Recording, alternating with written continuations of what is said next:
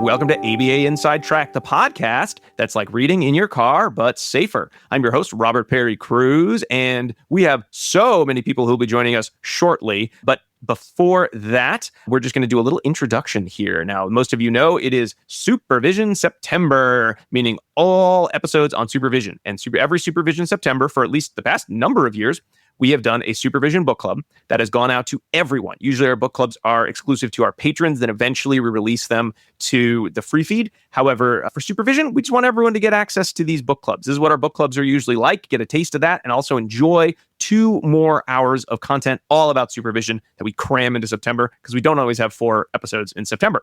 So this year, I should say, we are going to be discussing Aubrey Daniels' book, Oops, 13 Management Practices That Waste Time and Money and What to Do Instead.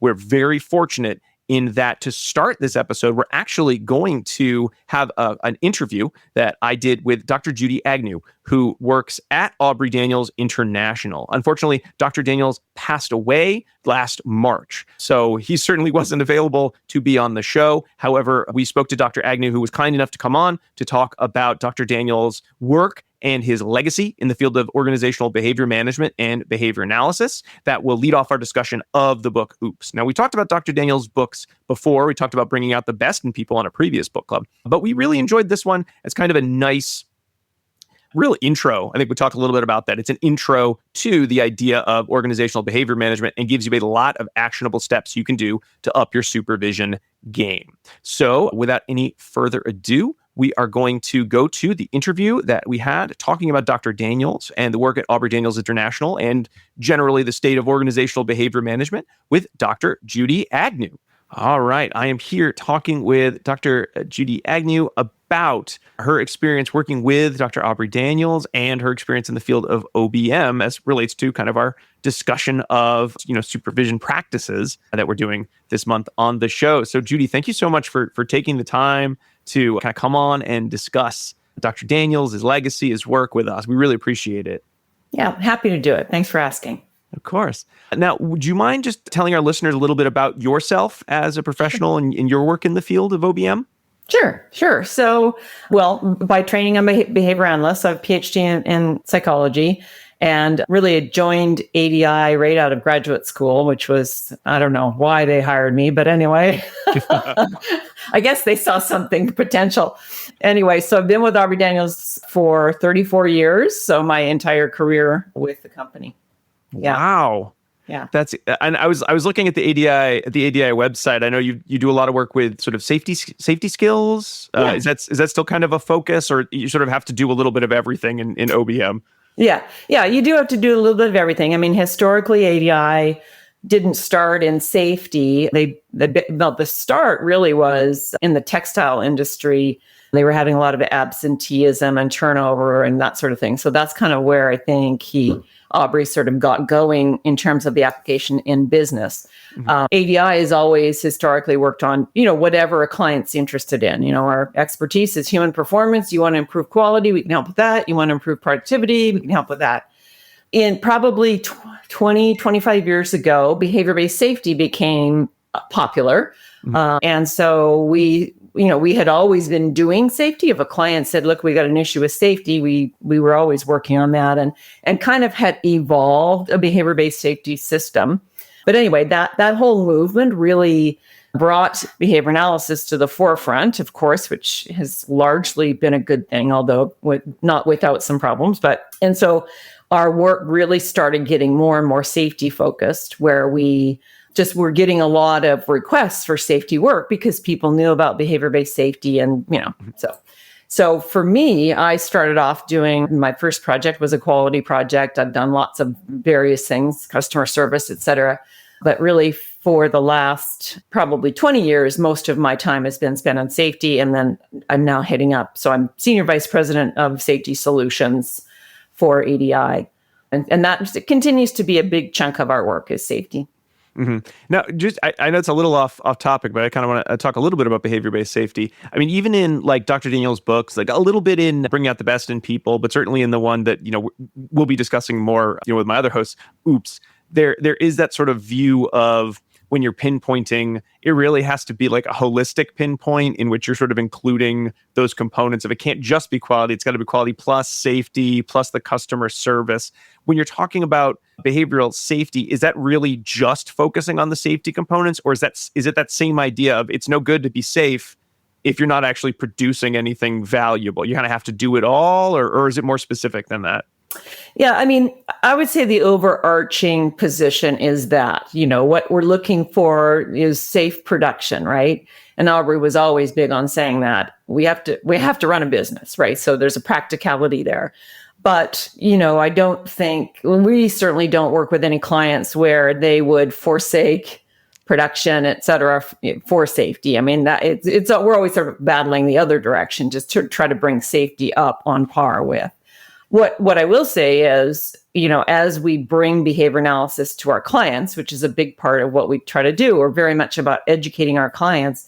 They very quickly see this isn't just about safety. This is how to manage behavior, and it can apply to everything. And so very often they do start with safety, but then they expand and start using it for whatever. Oh, that must be a good feeling when there's a generality to the work you're doing in just one area, and then it starts permeating the rest of the business culture. That's wow. Yeah. And that's always our goal. It's kind of interesting how people see it, but it's hard for them to make that leap sometimes. But at least they see it, and we know, and we certainly know people are using it at home because they tell us all the time. They've been to our workshop and they started using it at home with their kids, and they see the power of it. So that's always good to hear as well. Oh, that's great. So I want to talk a little bit about Dr. Daniels sort of as an individual. I did have the chance to see him speak in person at an early Massachusetts ABA conference. Oh boy, this would have been a long, long time ago. I think it was around the publication of the OOPS, the 13 kind of supervision strategies. It was like 2009, 2010, it might have been. I had I was able to get a copy of the book signed for my father-in-law, who worked he's retired now, but he worked in the kind of the wood treatment industry for a long time. Yeah. And my wife had given him a copy of Bringing Out the Best in People. He sent us a copy saying, I'd used what was in this book and I got a big promotion. And so he inscribed it for us. And then I thought, I'm going to get him a copy signed by Dr. Daniels, who was so sweet. He was so nice. I loved his talk. I still remember some of the components of it, even for like some modern, almost 20 years later now, kind of work issues that are in the news. But I didn't ask him to ever sign a book for me, which I was always very sad about because I never had the chance. So I keep thinking I might swap my copy of OOPS out for my father-in-law's, but that seems a little crummy. But certainly what I remember is how well-spoken he was on business. He seemed so approachable, even though he was like, a big name at this smaller conference at the time. It was one of the earlier conferences.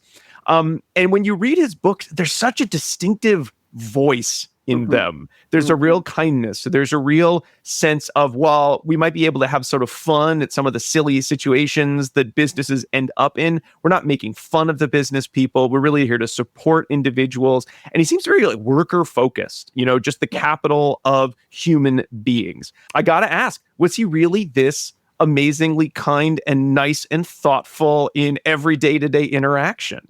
Yes, he was. He was just a delightful human being, and, kind, interested, always interested. Like he would, love to talk to people after talk. People just swarm up to talk to him. And I mean, he would have stayed there all day. We would often have to pull on his arm and say, Aubrey, you got a flight, you got to go.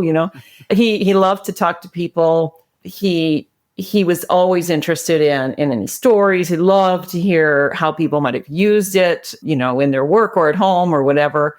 Yeah, just a lovely human being, funny. And, to your point, he had, to me, the magic of Aubrey was he could take the science of behavior analysis, which we all know and love, but can be dry and can be off-putting, right, to people. And he just had this way of talking about it in a way that was compelling, funny, enlightening. And he never made people feel like, oh my gosh, I've been so stupid. It was always like he could have people sort of go, oh, yeah, I kind of always thought that, So he brought them along in a way that made them feel good, made them feel, validated, so to speak. But really their minds about things. It was magical to watch him do that. Every time I read one of his books, and I've certainly only read kind of, I haven't read any of like the textbook length one, like I haven't read like performance management or any of the really, really big ones because I'm not an OBM practitioner. However, every time I read one, so I think, Measure of a Leader and certainly Oops Now, I do feel like now that I've read this book, I think I'm ready. I know it's not ethical because I haven't been trained in it, but I feel like I'm ready to practice OBM. I hope Microsoft calls me because I got all the answer.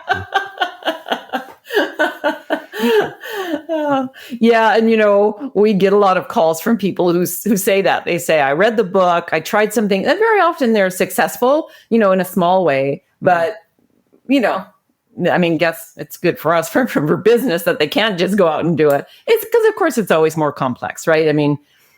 The thing about behavior analysis is on the surface, the principles seem simple, right? Mm-hmm. Use more positive reinforcement to get the behaviors you want. Simple, yeah. But it's not. So anyway, yeah. And I think that was his goal. He doesn't want to put people off. He doesn't want to make it sound so complicated that they say, I can't do all this. Mm-hmm. He was very much about shaping. Let's get people started and using it and then get them interested in learning more. Oh, I certainly, I'm always fascinated by OBM. I think I have like two careers that if I quit, I work in schools myself. But if I were like, you know what, that's enough. I don't care about education anymore. OBM is like really at the top of my, like, I wish I'd learned more. I wish I'd done some business classes. I could jump, maybe get some mentorship, see what's going on.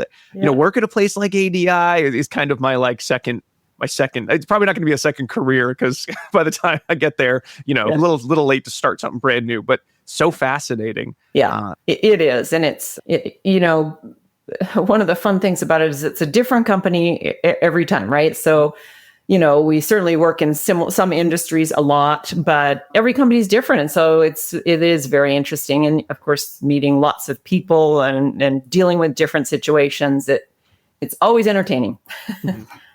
Now, I'm always curious because I know, certainly I've looked like the ADI site, and I know that there have been some like really great time. I think there was a timeline either I got from ADI or on an old ADI website of like behavior analysis, which you wouldn't think an OBM company, a consulting company would have, but it's very informative.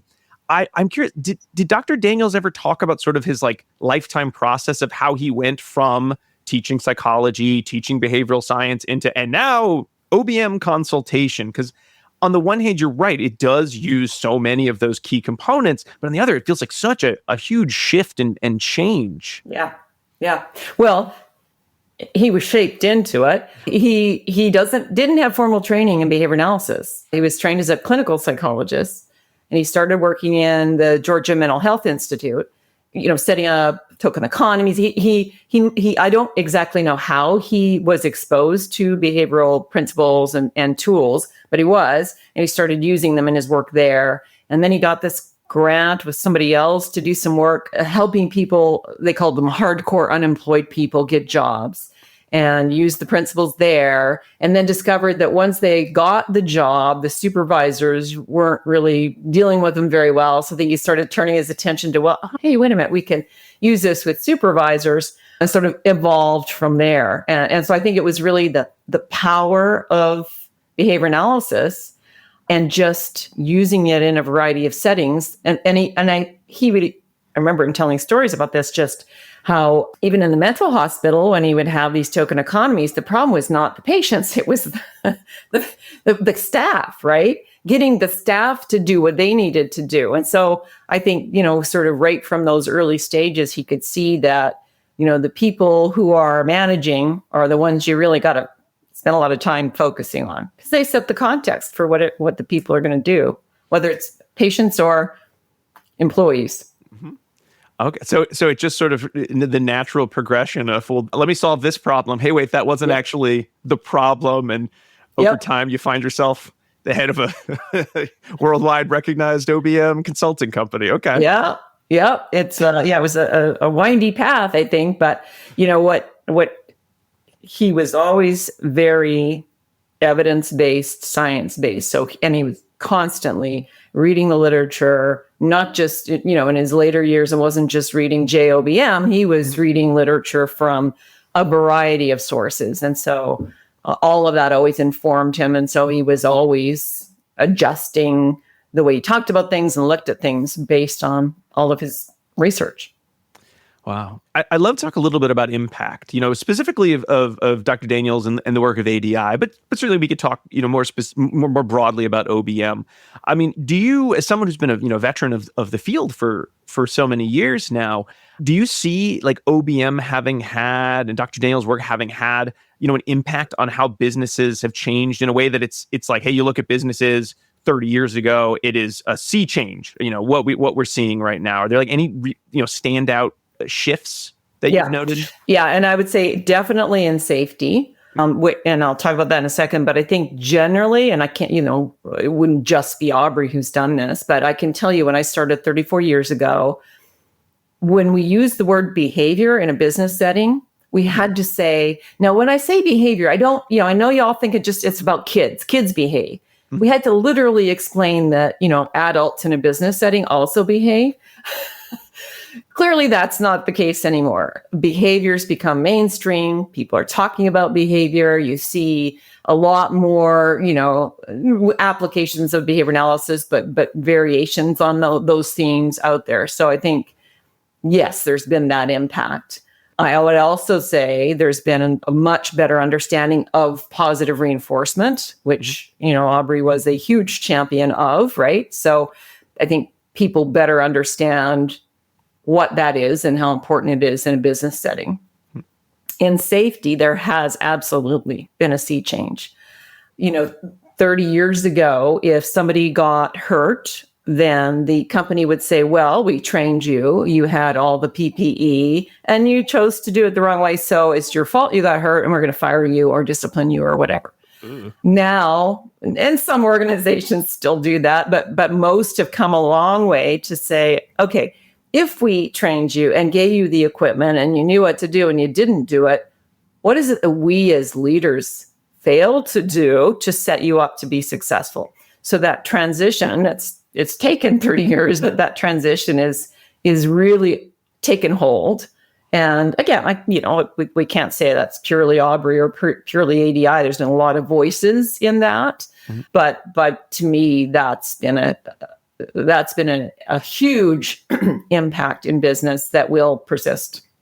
Oh, well, that is good to hear, because I do find most of the time if I'm reading stories about business these days, it's about how kind of horrible many of them continue to function, or they seem to be going back to older patterns of.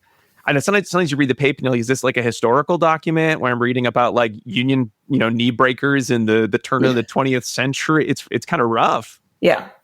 Well, and I think that you're right. And I think sort of the political climate now has encouraged more of that old school, you'll do it because I told you to do it kind of approach. So yes, that's making a bit of a resurgence, but I'm confident that it won't last because it's not sustainable. And the upcoming generation won't tolerate it. They're not going to work for a company who says you'll do it because I told you, and you don't need any reinforcement. That's what the paycheck is. They're not going to tolerate that. So people can try it again, but I don't think it's going to be successful happily.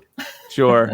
Oh, I mean, kind of on that subject, are there areas maybe like you and Aubrey would, late night just be like opining about how certain kind of aspects of behavioral science just didn't seem to be sticking with business? Like any areas that just, this feels like a no-brainer. I don't know why this one isn't taking off as much as, say, positive reinforcement has, or changes in safety procedures, having managers think about their impact, right?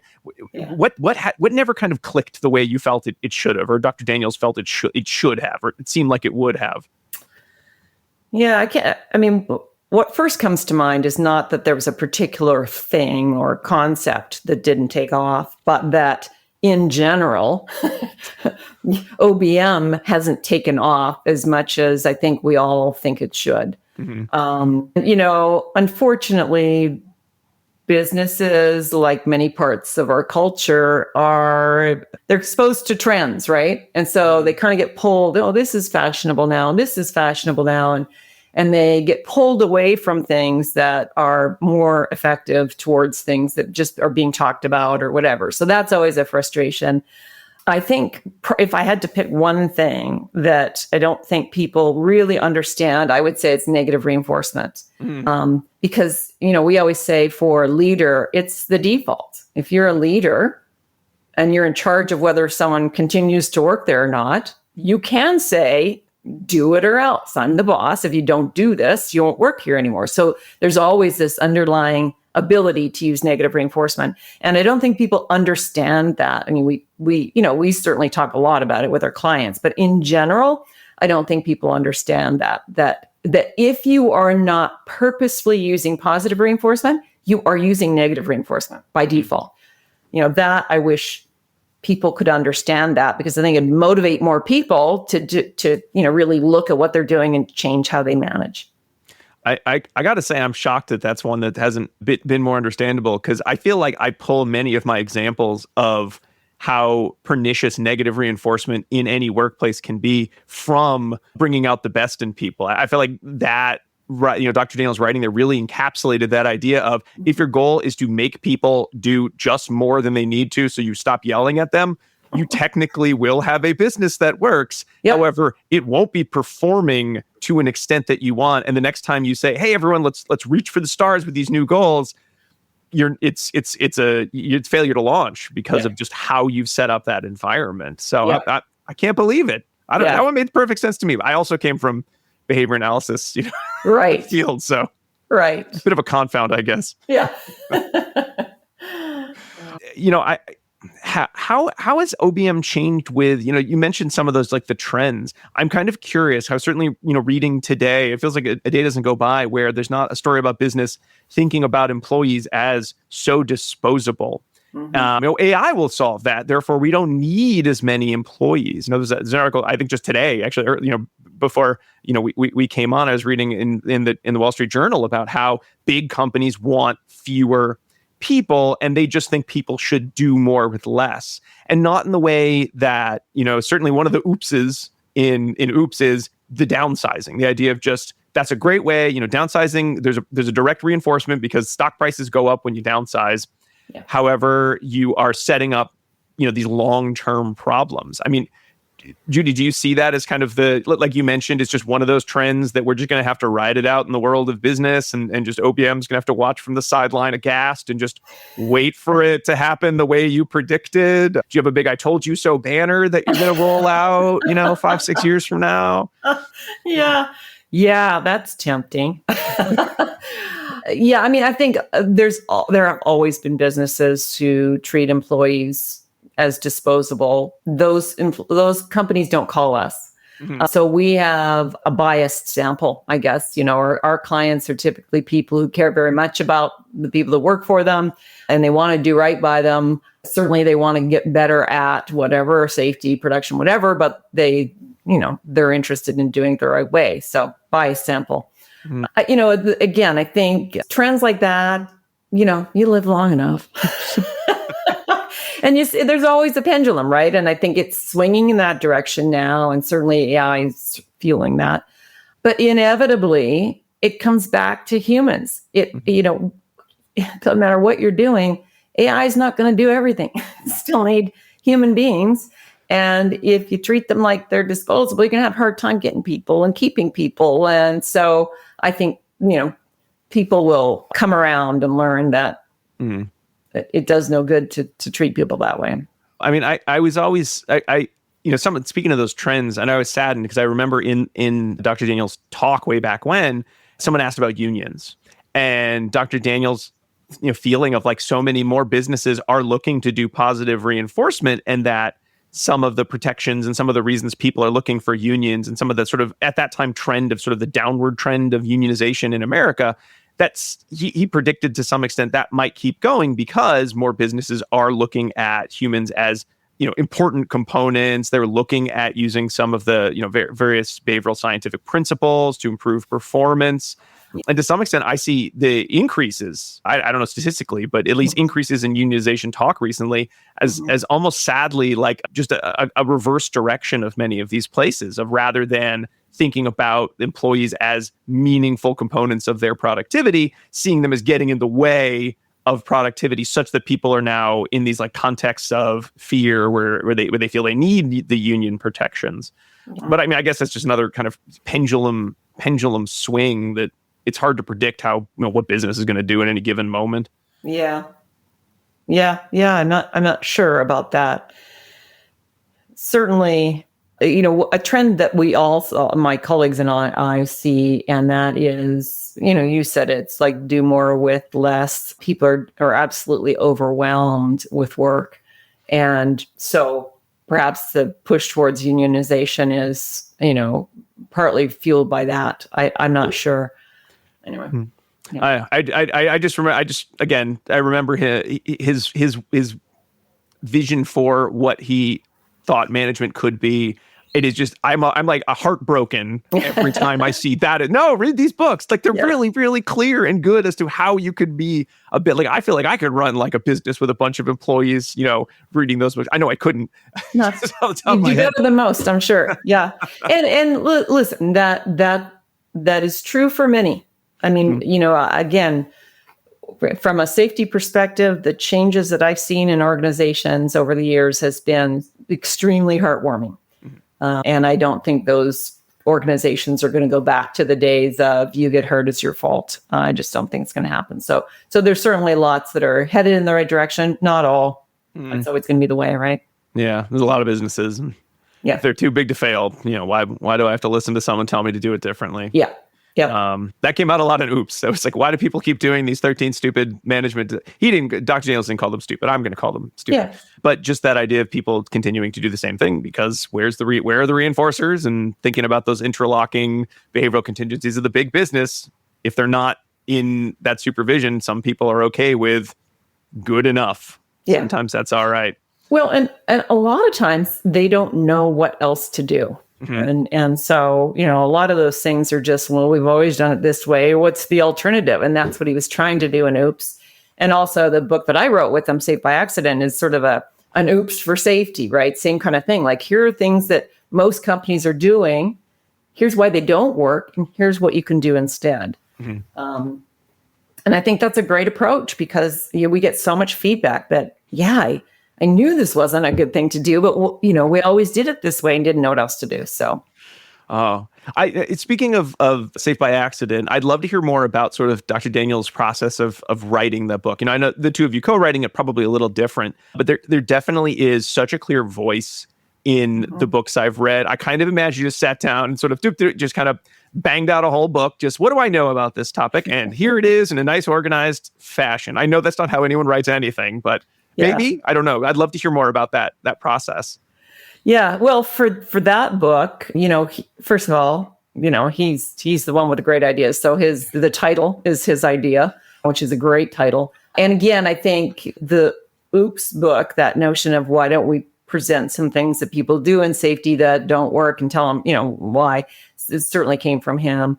He wrote a lot. He was a great writer. I tried to, as best I could, kind of mimic his voice for the very reasons that you've described.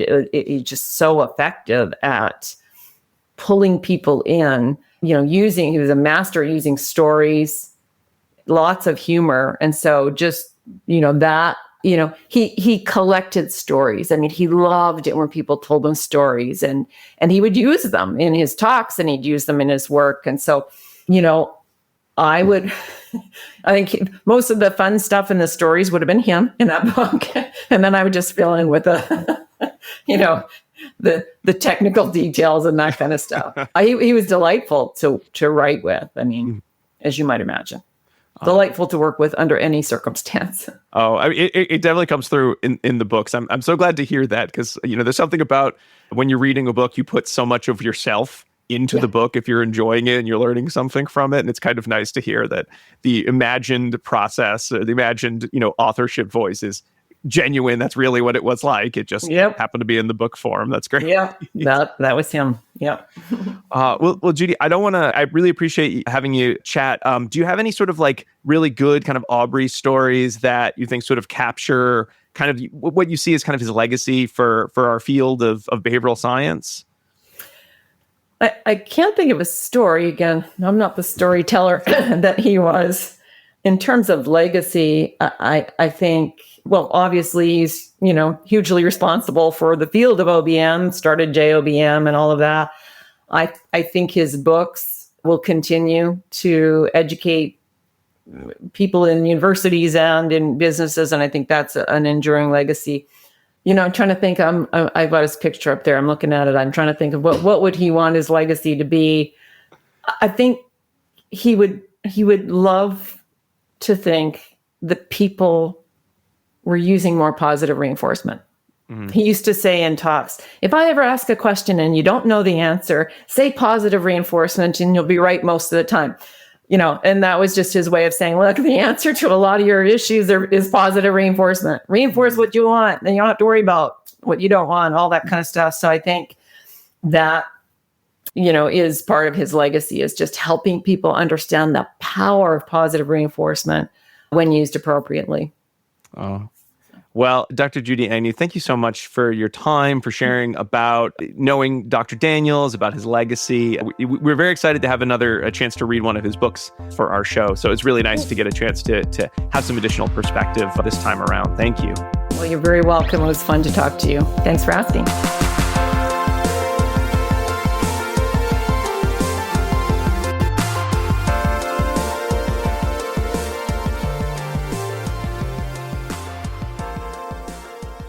Hi, do you want to be a BCBA, also known as a board certified behavior analyst? Sure, we all do. Now you can come to Regis College in Weston, Massachusetts to get your graduate degree, just minutes outside of Boston. Choose from any one of these courses. Masters of Science in Applied Behavior Analysis. Masters of Science in Special Education, dual degree in Special Ed and ABA. Or be eligible for your postmaster certificate. You can complete your degree and be ready to sit for the exam in 2 years. And our 2022 graduates had a 92% pass rate on the BACB exam. Come enjoy approved fieldwork placements, ethics mini handbooks, PhD levels professors, small class sizes, and a service trip to Iceland if interested. And don't forget, our program is accredited by the Association of Behavior Analysis International, or ABAI, as a Tier 1 master's degree program. Don't delay. Supplies are limited. Learn more at regiscollege.edu. Again, that's www.regiscollege.edu. regiscollege.edu. One more time, www.regiscollege.edu. See you there. Bye.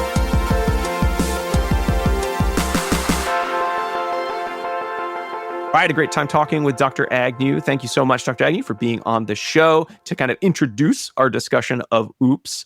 And now we are going to take a little break. And when we come back, we are going to have our full discussion of OOPS Book Club with all of our regular book club crew. But wait, before that break, I want to remind our listeners that ABA Inside Track is ACE and QABA approved. And by listening, you're able to earn 2 Supervision CEs. All you need to do is finish listening because we got a lot of content to go, and then go to our website, abainsidetrack.com. You can click on our Get CEs section of the pages, or you can look at the notes in your podcast player to enter in some key information, including 2 secret code words. I am going to give you the first of those code words now, and the other one will be somewhere in the rest of our episode. We got a lot of episode to go, and that code word is Britney. Britney, like Britney Spears. Oops, I did it again, right? It's thematically appropriate. Britney. You can capitalize it or don't. It's okay for our purposes. Britney. All right. Without any further ado, we're going to take a short break. And when we come back, the full Oops Book Club discussion. Hey, everybody. So I hope you enjoyed, or we all hope you enjoyed, our initial part of this podcast, talking with Dr. Judy Agnew about Dr. Aubrey Daniels, the author of Oops, 13 Management Practices That Waste Time and Money and What to Do Instead. And gave a little background as to who Dr. Daniels was, his contributions to the field. And now the rest of the show, we're going to be getting deep into our discussion, which means we're gathering and assembling our book club folks. So, of course, there's Avengers, Rob Perry Cruz. Again, you've been hearing me already. But who else is here for our book club discussion? I'm Diana Perry Cruz. I'll be playing part of the Silver Surfer. Not an Avenger. Oh, that's a Fantastic Four. I'm Jackie McDonald, and I'll be playing the part of Green Lantern. Not Marvel at all. And I'm Alan Haberman, and I'll be playing, I'll say Man-Bat, just to be really obnoxious. And A villain? A villain It's from not DC. Marvel? I don't want to do this discussion anymore. We did I don't talk know who about- the Avengers are, so that's like unfair advantage there. You know, we prepped for a different topic, Yeah, okay. Not of it. which was Oops, book club. Okay. I did it again. You weren't reading. Yeah, you did it. You messed up your Marvel. That movie made billions of dollars, and Jackie still doesn't know any of the Avengers. Okay. I'm Sandman. Well, mistake number one, you don't know the names of Avengers. It's terrible.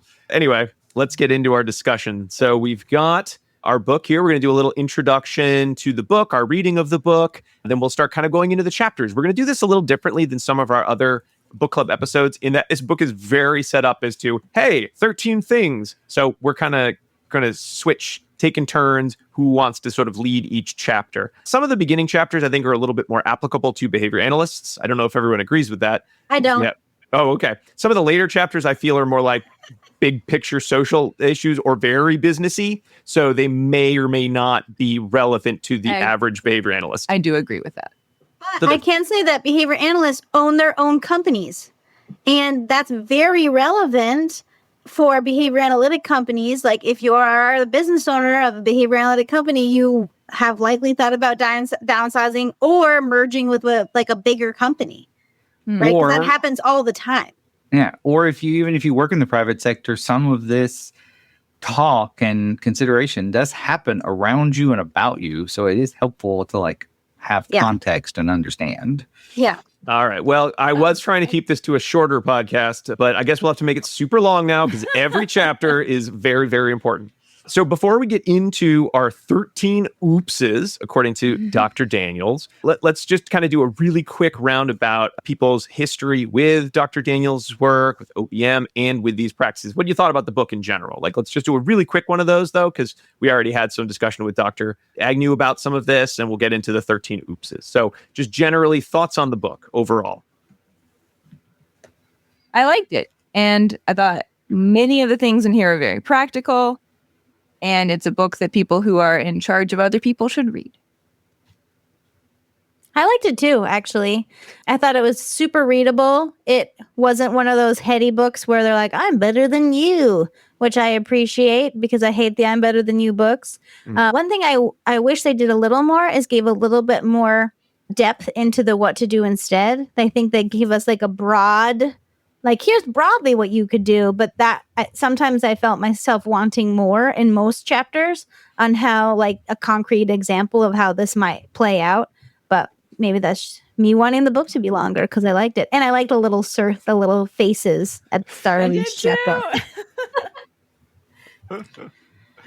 I mean, I think it's a book that definitely starts a lot of discussion and is a good intro. My experience with Aubrey Daniels Institute is all of the performance management books I had to take in my performance management / OBM classes that I took. So, it's familiar sort of information, but much more condensed. And I can see this being good for an intro to all of these topics before you read one of the more dense textbooks.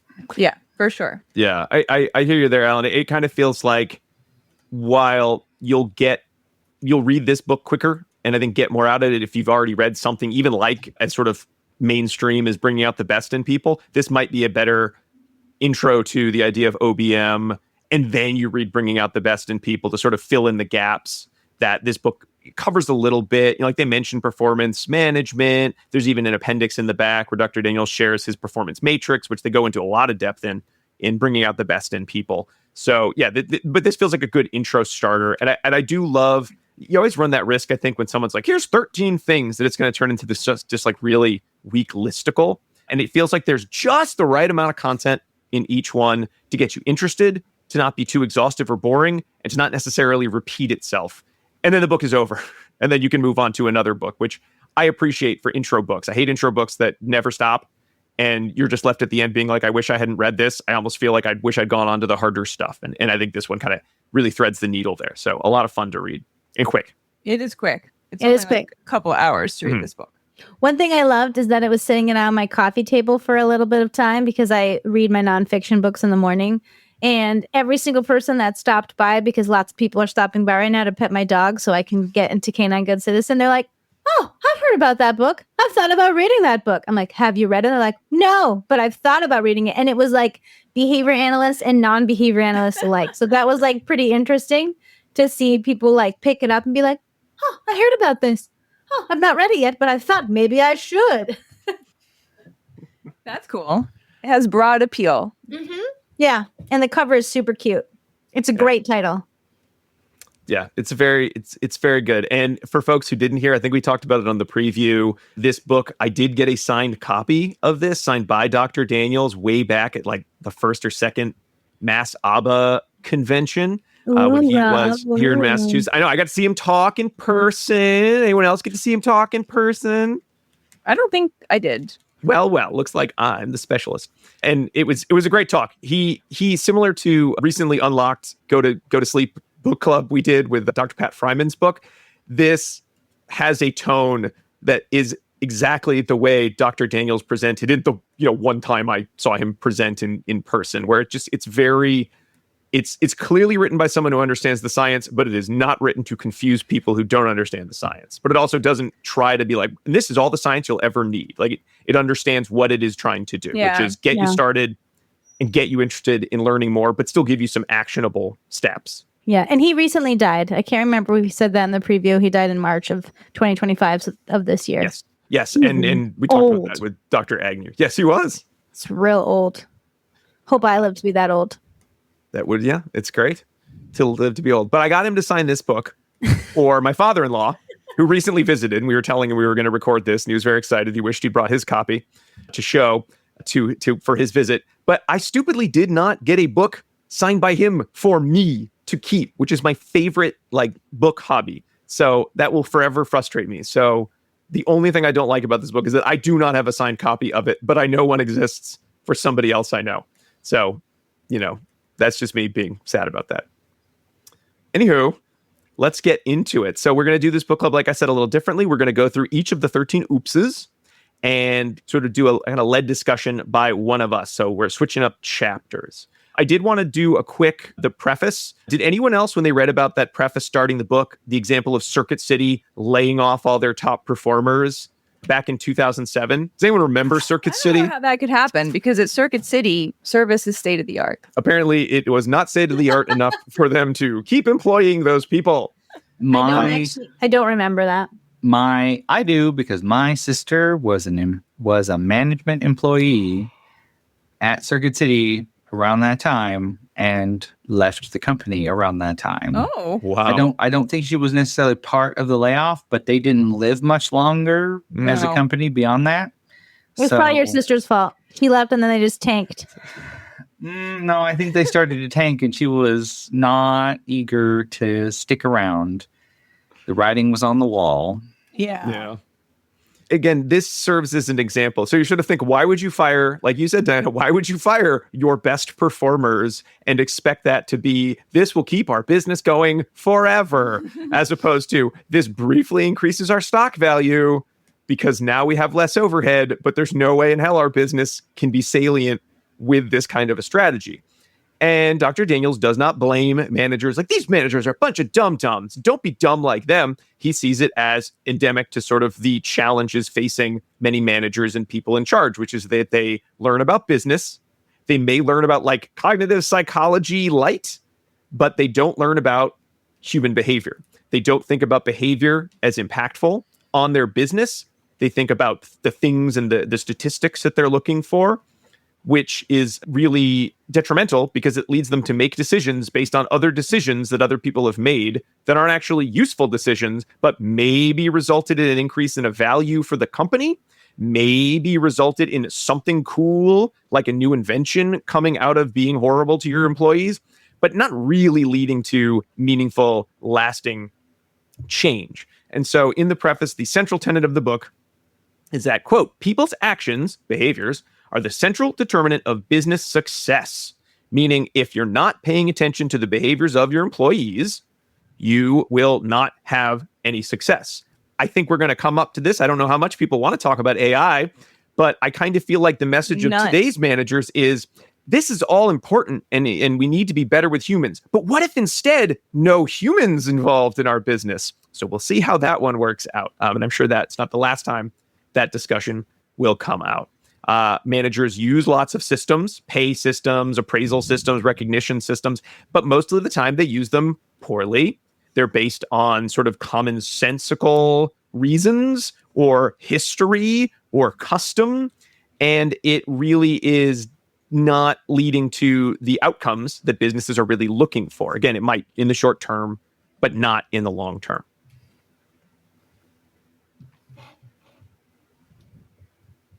There's also a section if you were like newly, a new behavior analyst that sort of just goes into the general gist of what's positive behavior, what's negative, what's positive reinforcement, what's negative reinforcement, what are rule governed behaviors. I love those parts in books because then I can kind of skip over them. Yeah. Right. I'm like the whole class. Yeah. Like the first half of coercion and its fallout. Yeah. Right. Uh-huh. But I think it does lead to, one of the other issues is that a lot of people these days, I'm not sure what the business world was like when this book was written, but these days it does feel like everybody gets the idea of positive reinforcement in that it exists. However, they don't understand the positive part of positive reinforcement. They see positive as, and Daniels points this out, that positive, while he thinks it is, quote, the most powerful interpersonal concept known, that it is also, quote, the most misunderstood and misused, because people tend to think of positive as being nice, or I have a smile on my face. And that's the positive part of positive reinforcement, as opposed to positive in that you're adding something to the environment that leads to the reinforcement of some target behavior. So again, even though many people know of positive reinforcement, just like they know about positive parenting, they think that means never stop being nice all the time. And then when that doesn't result in change that they like because they're not actually using positive reinforcement, they say, this doesn't work and it sucks and I hate it. We see this a lot of times. And the workplace is where we'll be talking about it right now. And even if you are hearing this and you say, I don't care, I want money, money, money, money. That's all I care about in my business. Well, guess what? Dr. Daniel says behavior is time and is money. Meaning, if you're not actually making behaviors of your employees more efficient to lead to the product or service that you are trying to sell, you're wasting that money. So if all you care about is money, I'm guessing you're listening to this and not being a behavior analyst, but you are also, by not caring about behavior, you're shooting yourself in the foot when it comes to money. You're wasting a lot of time doing things that cost money, that cost time, and that don't get you money. Or Give me you can't money. really earn more time, unless it's that movie with Justin Timberlake where time was money. I would love to earn more time. I don't know if that movie was any good, but you lost time, then you died. You got to use time to buy everything. Is that where it's like on your wristwatch? Yeah. So you could count down. Yeah. Mm-hmm. I didn't watch it. I don't think anybody did. I do know there was a time heist where they thought we steal the did. time. It doesn't matter. I don't know. We are running out of time. So All let's right. move on. So that's the beginning sections of the book. Anything else about the preface or any other quotes? Anything salient? Nope. Okay, great. So again, your behavior analyst, you can kind of go through this a little quicker because it's just a review. Now let's get into our 13 oopses. Hey, but did you Diana, see my other section? I do. Would you like to? I just saw this right now. Okay, yeah. So as we go through these, I have some rules for us. Okay. So first and foremost, I am declaring myself to be the boss in the context of this presentation that we're about to give. So each of you are my employees now, and I'm giving you these assignments. So you need to do these chapter reviews. After you do all the reviews, I will decide who will be presenter of the month. And everyone gets 5 minutes per chapter. If you go over your 5 minutes on your first one, that's fine. I will give you more time in the future. But if you are under 5 minutes, great job. On the next one, you only get 4 minutes now. To review. Yep, exactly. And I know that you're all very smart, very talented. That is why you're here. That's why we keep you around. However, but I'm pretty sure you can also do better. I do like your shirt. Okay, just so you know. Can I tell you how to do better? No, not specifically. I just would like for you to do better. And then at the end, I'll let you all know how you perform. Additionally, if you can sit quietly while others are presenting and listen nicely, e.g., no interruptions, They'll each get a That's raise going to be hard. in Diana bucks. I know you're already failing, but everyone's going to get the same raise. Okay? So those are the ground rules that I've laid out for you. We'll see how those go, and you can tell me at the end if you think that I am a good boss. All right? You shouldn't even ask because you're just the boss. So what you're saying is Go. I should take more than 5 minutes because then you feel bad for me and I get more time? Interesting. Rob always takes more than his time allotted. Well, that's my strength. I'm actually and going my to time weakness. you. Your time starts now. That's what I do in my interviews. I say, what's your greatest strength and what's your weakness? I was like, well, it's also my strength is that I could talk forever. You're like, I can take lots of time. Okay. On your mark, get set, go. I was going to say, No, should we just your say time the is counting 13? down. All right, fine. So here's the first one. You can say the 13. Okay. That's actually good. Well, I was Go going to ahead ask and if do someone else would like to read the 13 in a dramatic voice. I want to. All right, Jackie. My What are our voice is 13 too dramatic. oopses? And remember, they're in no particular order, as Aubrey Daniels tells us. We can jump around at any point, but we won't because that will be confusing. Number 1, employee of the month. Number 2, stretch goals. Number 3, performance appraisals. Number 4, ranking. 5, rewarding things a dead man can do. That sounds like something a Jeopardy would have. 6, salary and hourly pay. 7, you did a good job, but. 8, the sandwich. 9, overvaluing smart, talented people. 10, the budget process. 11, promoting people no one likes. 12, downsizing. And 13, mergers, acquisitions, and other forms of reorganizing. Wow, Jackie, that was great. It was I'm incredibly excited to talk about dramatic. all of these for way more than 5 minutes apiece. Nope. You only get 5. Okay.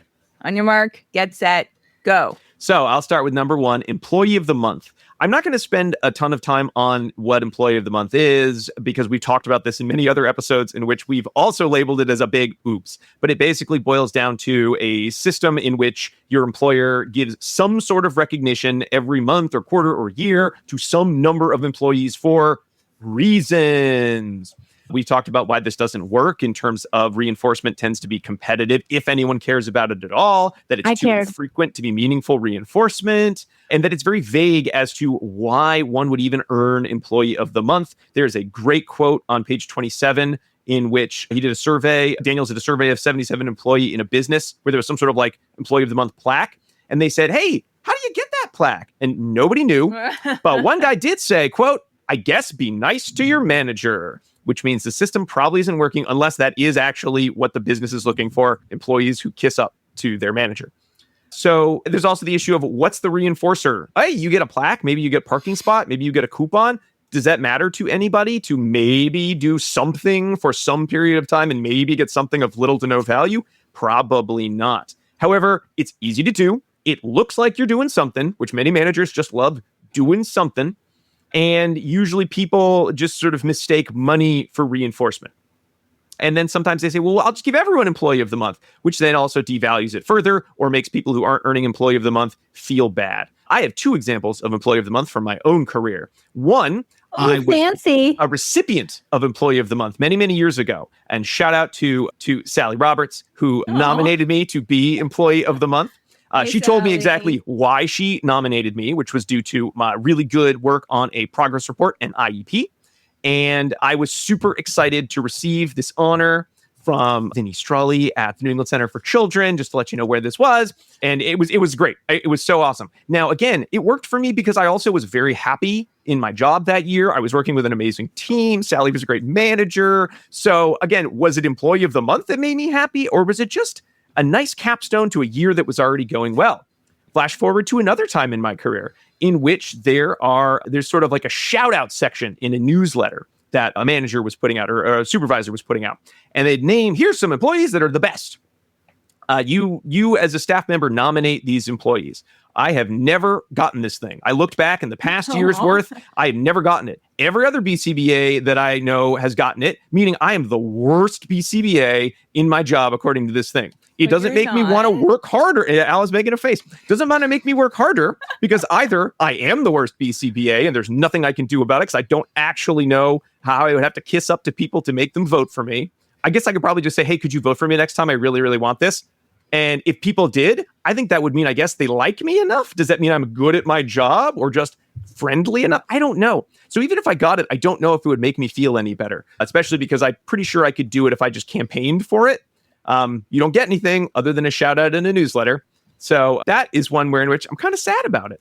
So here's a system that maybe didn't do anything, even though I liked it, and then definitely made me feel kind of crappy, even though I could probably be going for it. So I personally don't like EOM in general. I got Employee of the Month too, Rob, and I actually really wanted it as well. And I worked for a company for like over 10 years and I never got it. But then when I put my notice in, they gave me Employee of the Month. It was hilarious. It literally was like the next day. I'm like, I'm quitting because I don't feel valued. They're like, you've got Employee of the Month. Too little, too late. So Employee of the Month, not personal, not immediate, not contingent, not frequent. It probably doesn't function as positive reinforcement in any way. You probably can't reinforce enough people. You can't do it frequently enough. There isn't a good enough reward that's meaningful to people. So, and also a lot of times it's like the last ditch effort of many companies, according to Dr. Daniels, of companies that use only negative reinforcement and punishment. So the idea of like, maybe you get it and maybe if it's a valuable prize, you're kind of happy. You're already in a terrible mood, so it probably isn't going to change it. You're either happy in your job and it's a nice addition, but who cares? Or you're not happy and it just makes you feel worse.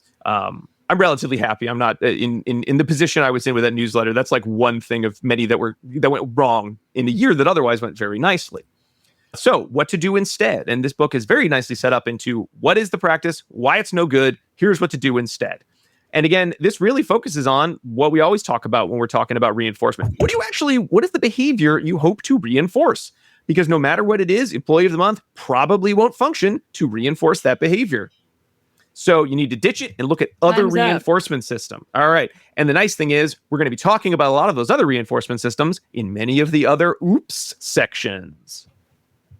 Nice job. Thank you. You did it. Wow. That was really great. Alan, go ahead. I would say just the one comment I had was I've never worked at a company. I've never heard of any company that used Employee of the Month quite like that in this classical way. Only know about it from sitcoms, to be honest. Speaking of sitcoms, I know I'm over my time, but does everyone remember the Simpsons episode where Homer went to space? No. Oh, okay. Well, at the beginning of it, it all starts with him wanting to do something important because the union mandated Employee of the Month ceremony is there and everyone has to eventually get Employee of the Month. And it's Homer's turn. He's the only employee who hasn't gotten it. And guess who gets it instead? An inanimate carbon rod. And he's very upset. And that's what leads him to be an astronaut. Great.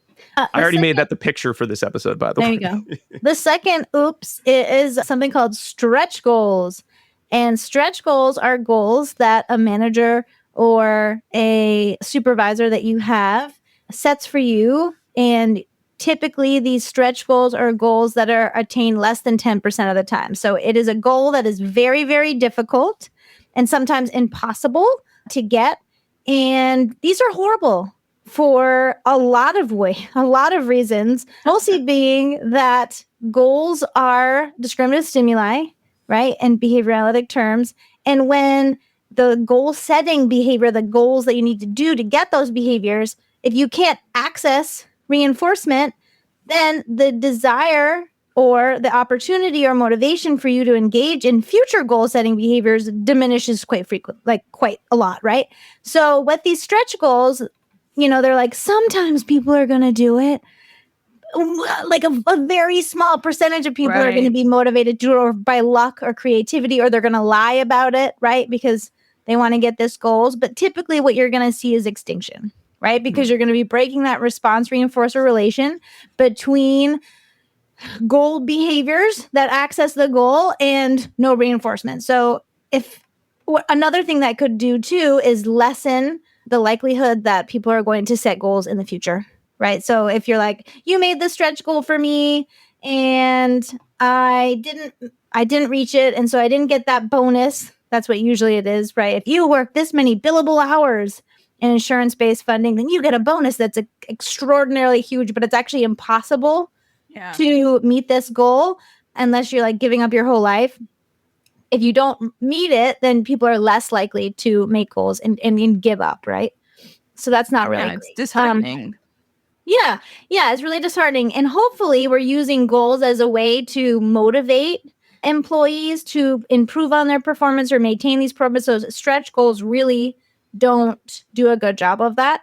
And research by, I forget, it wasn't in the book, but I've done a lot of research on goals and goal setting.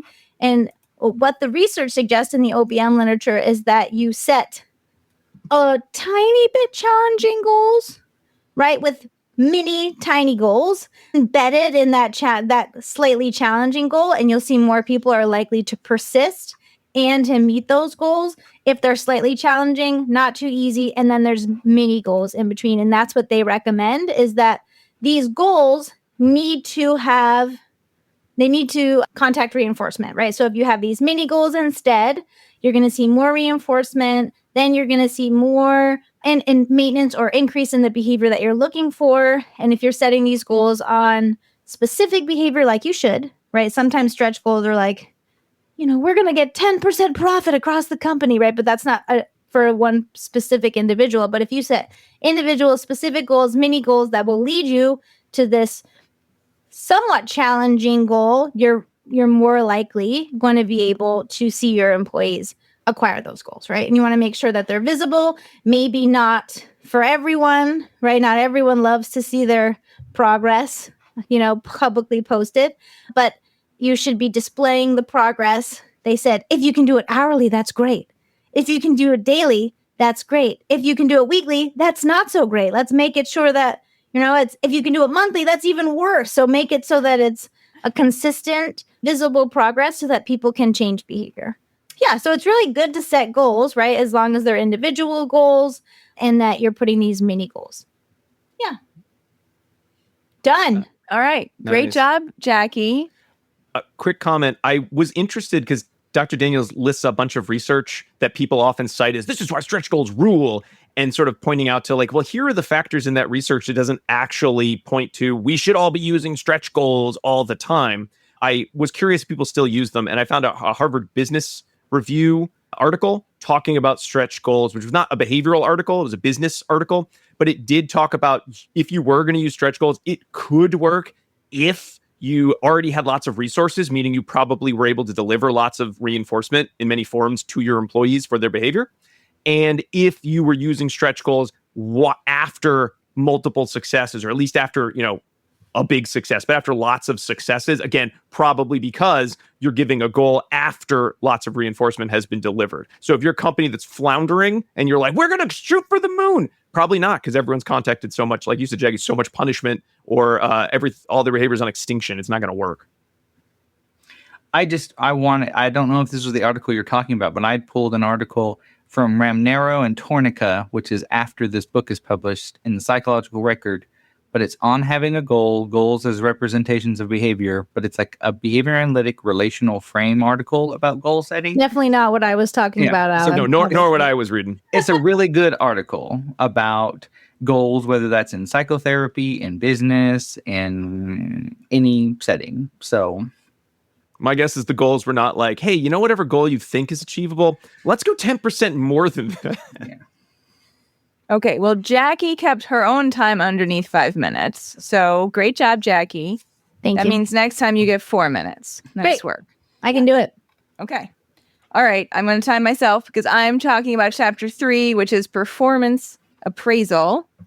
And by performance appraisal, they mean like performance review, right? Like the annual review that you get. And the main purpose of this chapter is to reiterate that nobody likes these types of annual review. And specific here is the idea that within this review, they're going to tell you like where you fit within the company's performance, right? So it's not just maybe like you being measured against some standard, it's you being measured against other employees as well. So like you're one of our top 10% earners or your top 10% valued employees or whatever it might be.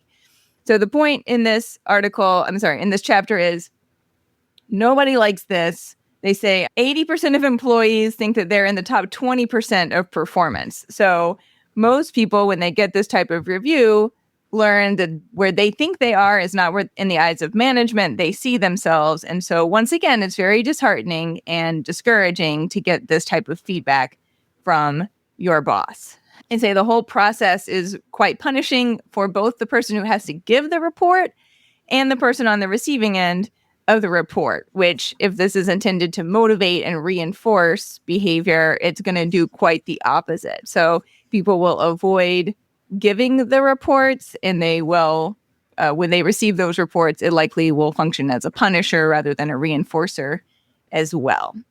The key here, I think, is that they're talking once again about this like distribution of performance across the agency. And they're saying, if you're trying to hire, this was the part I took away, if you're trying to hire the best people, right, and you've gone out of your way to seek out the highest performing, most creative, smartest, motivated people to hire into your agency, and then you're telling them through this performance review that they can't be the best anymore, right? Now they're falling somewhere in the middle of the distribution or maybe at the tail end of the distribution. Well, then you're no longer going to be able to say to them, like, I hired you because I think you're the best. And now I'm here telling you that you're one of the worst, right? That's just not good business practice if you're trying to get the most out of your employees. They talk about there's an anecdote in here by someone named Jack Welch, I believe. Is that right, Rob? Oh, Jack Welch from NBC? 30 Rock? No, GE. It's like some GE, some big business guy. GE, yeah. General Motors. They mention him all the time on 30 Rock. Oh, they really do. Okay, GE, that's General Electric. Like sounds like familiar. But they were saying that they in this example they would get rid of their bottom 10% of performers every year, and that was supposed to be like a good model, but it's really not a great model because those people likely could become good performers instead if you just grew their ability instead of just firing people. And then they gave another example of if someone performs in the bottom 10%, some companies have the policy of if that happens 3 years in a row, then they fire those people. And so they gave the example of rotating through who has to get, like, draw the short straw and has to get the bottom ranking. So thereby just, obliterating the purpose of that system in order to save your employees, because you don't actually want to fire your employees. So they said, what should we really do instead? You want to think about, like, what is the purpose of this type of appraisal system, and can you make it better? Here is where they reference the performance matrix, and they give an example of it at the end. If you're unfamiliar with it, you should go check it out, but it breaks down each of the responsibilities of what that job should be, and then gives like an index of rankings that you could, scores you could get for how you perform on that skill with behavioral examples. And then the weighted, how much of your job is that aspect of your job, right? So some things might be 25% of your job, and some might only be 10. So a way to actually get your own personal performance score. And that would be far more useful than trying to grade people on this type of like bell curve where they have to fit in, where everyone could do their best possible that they could on their own individual performance matrix. That's the overall takeaway from this chapter. Yeah. What do you got, Diana? 19 seconds left. Wow. Mm. So you get more time because you didn't go over. No, she gets less time. Yeah. No, we get more. I think we get less time if we meet the goal. No, she's a bad Oh. supervisor, Rob. Oh, okay, fine. What? So you're doing it right. Okay. All right. Anyways, I appreciate how this chapter Rob also. did not understand the No, I assignment. understood. I got mixed up. We've been going for a little while. So I appreciate this also talks about how many of these appraisals, performance appraisals, it's manager behavior as well, and how as a manager, it is your job to help your employees do better, and therefore you should be thinking about this as, what am I targeting? Like you said, Dan, what am I targeting? And then how can I set up the systems or get rid of the cruft that's making it impossible for you to do your best, which I appreciate. It's, we always say the organism is always right, except unless you're an employee, in which case you're probably wrong and the CEO is correct. That's not it. Is that how that saying goes? Cruft sounds like something you'd name a bakery. Or from Cruft Captain is like- Underpants. I always thought cruft is like, it's like crap. It's like gross. I always think of it as like belly button lint. Like, Ew. oh, all this cruft is in here. These scones have so much cruft in them. Yuck. I love belly button lint though. So good. There's a lot of bacteria You guys are in your belly button, disgusting. Jackie. All right. You don't even want to know. Number 4. His own ecosystem. Wow. Yeah. Are you ready to me start your timer? Yes. Number Someday 4. Alan's going to get to go, but not today. No, that's all right. There's one thing I wanted to say about this chapter. Okay. That both the OOPS solution and perhaps even the performance management solution, I think doesn't capture everything that like some people are valued by a team socially. Yeah, Even if they're not a high performer, their presence lifts everyone else's performance. And so if you were to get rid of that person for being a low performer, you would and replace them with a high performer who was not as pleasant to be around. It might actually punish the rest of the team, or at least put some extinction procedures in place accidentally. So That's a great point. Yeah, like it's just something that I notice, and like it's one of the like drawbacks of the sort of general business system that we work in when we think about like performance. It's your contribution can be more than the output of your labor. Yeah. There should be a social validity section. Okay, great point. Jackie, you ready? Yes. So number 4. Yeah, you only get 4 minutes. Here That's you go. fine. I got this. Number 4 is ranking. And this is where we take lots of data in the organization. And depending on what you are measuring, you put your employees in a ranking system from best to worst or worst to best, right? And this is a really bad idea. It's pretty Bad horrible. practice. I never can imagine when this would be good, right? Because it's just going to lead to competition within the organization. It's going to, it's not going to promote collaboration at all. They give an example here where someone was doing the best and there was a problem that one of the managers fixed in one of the distribution centers, but he didn't share it with the other centers because he wanted to be the best. Oh, no, Right. Jackie, he didn't want to be the best. He just didn't want to be the worst. That was the 6th of 7th best ranked. Oh, yeah, you're right. So they were not doing well, but they solved one problem, so they were a little better than the worst. Right. So competition is really destructive, right? People might take shortcuts. They might lie.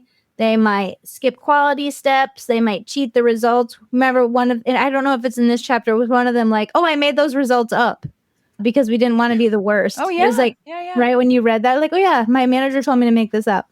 So what they recommend instead is to not use ranking as a way to motivate employees. You could use it as a way to say, here's where you're doing individually and use that for promotions, or like, assignments like, oh, you're doing really good here. Here's an additional thing that you could do that might be exciting for you.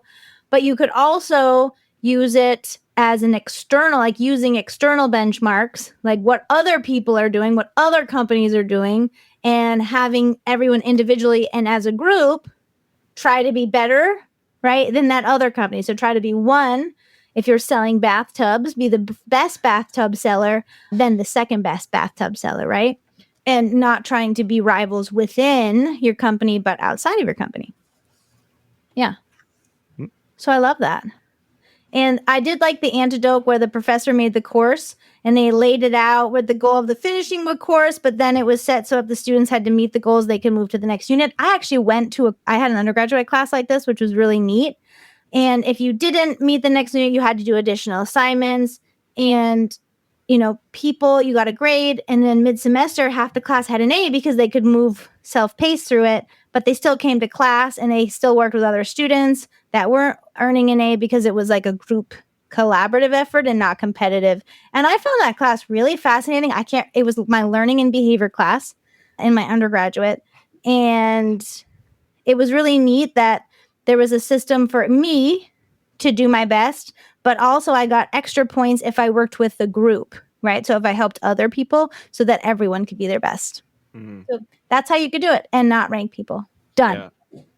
Wow. Yeah. The year, Great job. The year I mentioned where I got Employee of the Month, that was a year where our team was very much like in that anecdote of it was, I think, and it's the only time I can really think of in my career where there was a sense of there was like kind of competition for everyone to come up with awesome ideas, but it wasn't like because I want to show everyone I'm better than them, but it was like because I'm so excited to share these ideas and we're all going to get so much better because we're all working on this stuff together. It was like a magic. I don't know if it was just my age at the time or It was just, your age. it was, yeah, I guess it was. When you get older, you're just like, no, I'm going to be better than everyone. But at the time, it was just so exciting to think of everything we're learning is making us all so much better at our work and at behavior analysis, at education. It was so cool. So yeah, if you can use these systems, man, what a magical place that would be to work. Just think about that. Just think about that. Just think about it. I will use my time to think about that.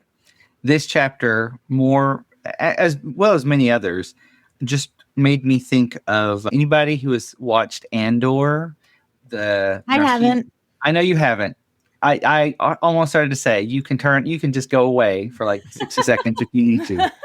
There's a prison that if you watch Narkina 5 episodes and you're a behavior analyst, think about how they're misapplying, really effectively misapplying behavioral principles in a very unethical way. And this chapter really made me think about that there's like this group contingency, but it's punishment and there's ranking and all of this horrendous system that I was just, the whole time I watched that show or those episodes, I really thought like, that's actually a correct but unethical application of our science.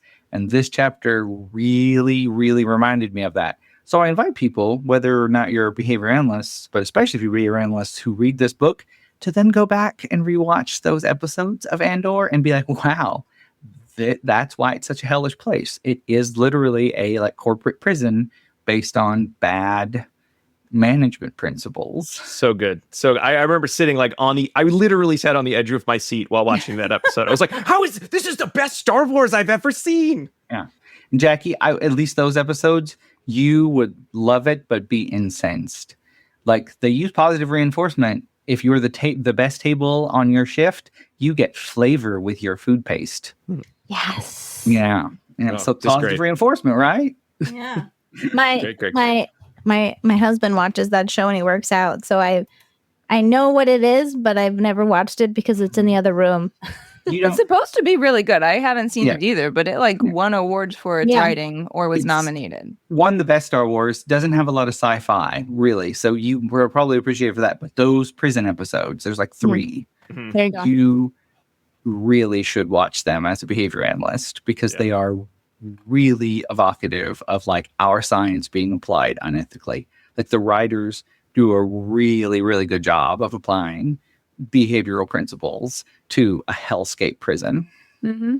So if you ever meet a manager who's doing these principles, say, you don't want to be like the Galactic Empire, do you? And they'll probably say, yes, I do. I love it. The heroes of Star Wars, you mean? I just also want to say that in watching the Jetsons and stuff like that as a kid, I was always really worried that they were actually going to be able to perfect the technology where you just had to eat a pill that was your food for the day. And I was really worried that was going to happen because I never wanted to get my meals. I was like, I don't want to live in that future. Sorry to derail it, but I really had to bring that up. Okay. No, that's a great one. I appreciate it. Okay. So because I was under on my last one, I was under budget. So I only get 4 minutes this time around. And I'm going to talk about chapter 5. Rewarding things a dead man or woman can do, which is, now I'll start the timer, which is abbreviated DMB. And so everywhere in the notes, it's DMB, and Rob made multiple Dave Matthews Band references in here as well. It says identify DMBs that exist and eliminate them. And I wrote in the notes, unless your DMB is under the table and dreaming, in which case, that's my favorite put that one on again, Take these chances. So I have a mixed thought on this chapter. So the main basic point here is if you're going to reinforce your employees' behavior, make sure it's something that they're actually doing rather than an absence of something that you don't want to see them doing, right? So if you're trying to say, let's reinforce safety, don't say, oh, I'm reinforcing 0 accidents. Because if none of your employees came to work or they were all at work, but just, dead and not doing their jobs, there would also be 0 accidents. So that's not a good measure. Or you guys made 0 defective widgets at the factory today, so great job. Well, if they'd also just been sitting around not doing their job, they also still would have made 0 defective widgets because they would have made no widgets. So that's like where the origin of this is coming from. If it's the dead man's test, then there's no actual behavior occurring necessarily, and therefore there's nothing to reinforce, right? It's the absence of behavior. So that's kind of an issue. And so I'm cool with that. But then they kind of pivot toward we only should be reinforcing behavior that is, and this bleeds into chapter 6 as well, like above and beyond, I think, is my interpretation, above and beyond what sort of the expectation here is. Because if we're just reinforcing coming to work, then that's kind of the same idea as it's not the same, but that's kind of like where they're coming from. The same as reinforcing the dead man's test idea. So we should be selecting particular behavior that we want to see occur more and more, and hitching our reinforcement, which means hitching our monetary raises to those specific behaviors. And then he kind of like takes a detour into talking about how they started doing cost of living raises like back in the day, or Henry Ford did it, or maybe it was in England, or both. The cost of living was tied to like bread and how many kids you had. Old timey Elizabethan England or something. I don't know. Yeah. And that was a mistake. So this will, like I said, bleed into chapter 6. So I don't want to like take away Jackie's thunder, who's going to talk about that chapter. But I did find my gears being ground a little bit here. I think maybe the underlying reason why is I think that this is operating on the assumption that workers are being paid fairly to start with. And at least in our country, we have not seen minimum wage jobs the pay for those rise at commensurate level as the cost of living increases have risen across the last 20x years. And so hearing something like no one should be getting a cost of living raise, I think can rub us the wrong way, because many people are already not being able to meet those costs of living. Now, the idea of let's find behavior to reinforce that's actual behavior occurring, I'm cool with that part. So it shouldn't be a cost of living raise. It should be you've been improving in your job raise would ideally be the system that you'd want to have in place. Yeah. That's how I took it from it wasn't so much like these loafers don't deserve more money just for surviving, but that we're not reinforcing the behavior that will grow your business. We're just reinforcing stuff either because we have to or we think we're supposed to. Yeah, but and that's not good business. Yeah, but I also like touched on this in my notes too, is that oh no, you made me be out of time. Well, that's fine. Next time I get 5 minutes. Oh, how do I stop it? Turn off George Thorogood. He's not bad to the bone. What was I saying? I might as well keep going since I already get more time next time. What I was saying is this seems very tied into the idea of like the output of work is some type of productivity or some type of like hard something that we can measure monetarily, right? But very much of our field is not measured that way. It's in how much, compassionate care and good service do we provide to the folks who are in our care, which is a much different type of output measure that's not tied into bottom line profit in the same way. So I think that there are, like you said, Alan, a lot of things that are not necessarily measured via this model that should be. Right. Well, and if your only idea or your only really reinforcement schedule is one based on money, but there's multiple behaviors being reinforced, whether they're low effort behaviors like showing up to work or high effort behaviors, that's probably going to weaken the impact of I feel like you have to consider that there does actually need to be reinforcing contingencies in place that are not just about going above and beyond. Place needs to be an enjoyable place to come to. Yeah. You need to be reinforced for showing up to work. It doesn't have to be monetarily, but it could have a monetary impact on the business, of course. Mm-hmm. So but people also need to feel safe and secure in their jobs and in their work. And, in other literature we've seen, if you keep pushing and pushing and pushing, what will happen? People won't continue to produce more and more and more. They'll get burnt out. They'll quit. They'll quiet quit. And the morale at the agency will completely deteriorate. And then I'm ready to, we won't have time, but I'm ready to wrestle Jackie about this. The idea of like reinforcing the absence of a behavior is antithetical to the DRO, which I have found to be an effective tool in the field time and time again. So also not the I can say, yeah, I have to fight you a little bit. I think it's sometimes an idea. It's a good idea to use a DRO, but it shouldn't be your end all be all. No. And when a DRA has not proven effective, a DRO can often help reduce a challenging behavior through omission training. So I just had to point that out. That like actually it is a tool we have in our field.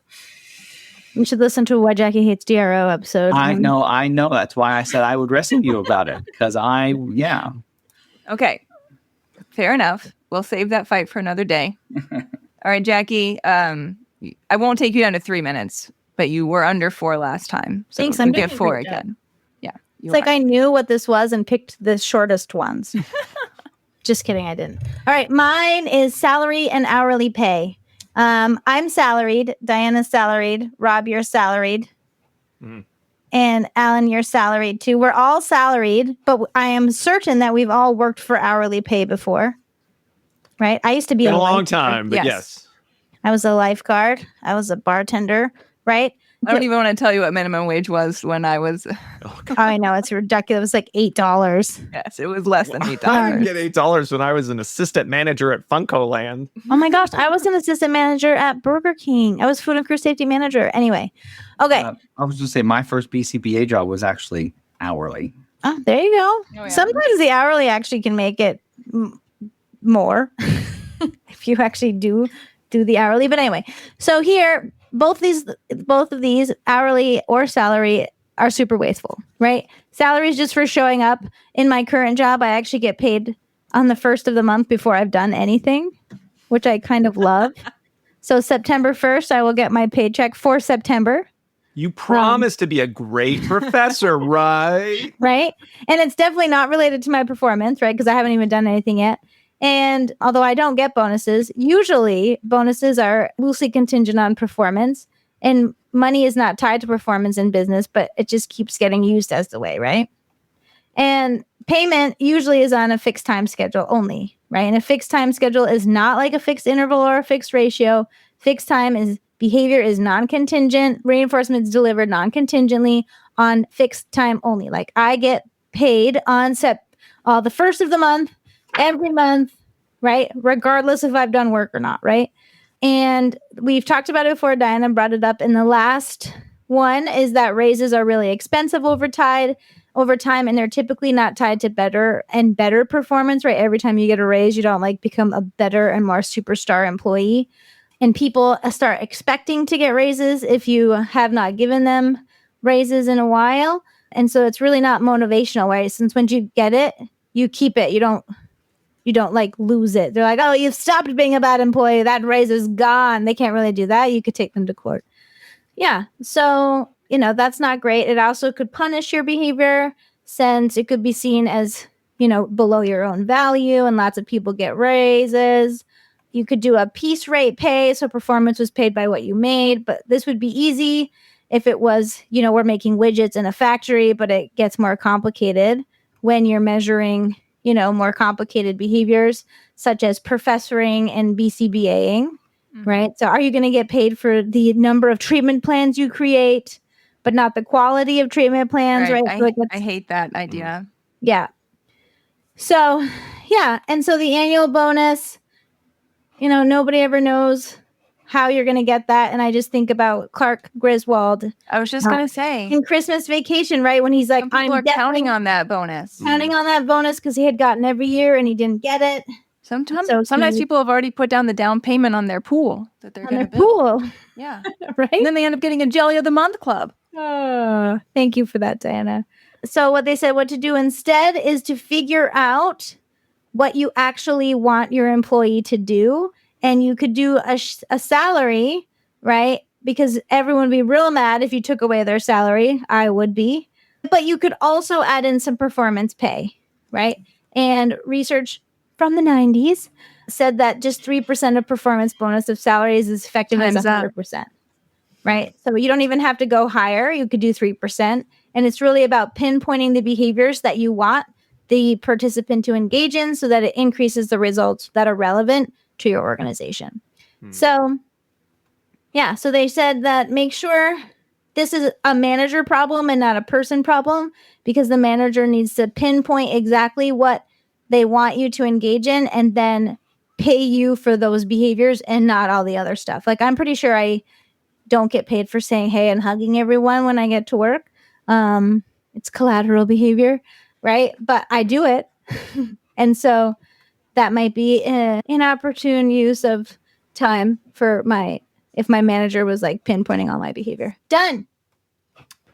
I like the example they give of the profit indexed performance pay and sort of looking at the idea of there's the level of compensation based on both how you scored in your meaningful pinpointed performance matrix and related to company profit. So you have a base salary, and if the company makes a profit, well, that money some of it needs to go back to the workers who met the performance goals, which sounds like a really great idea. But, I understand how some of these CEOs, when they make $1 billion, I understand they need all of that $1 billion for themselves. I get it. Like, it's tough. It's tough out there. That's the thing, is we are like these chapters are assuming that your best CEO is not behavior an on asshole. The part of the administrators, right? And never the case. I just don't feel that we can assume that they're going to pass the savings on to you, or that they're going to ensure that you have the appropriate amount of money to live on as part of your base salary, because that just doesn't seem to be how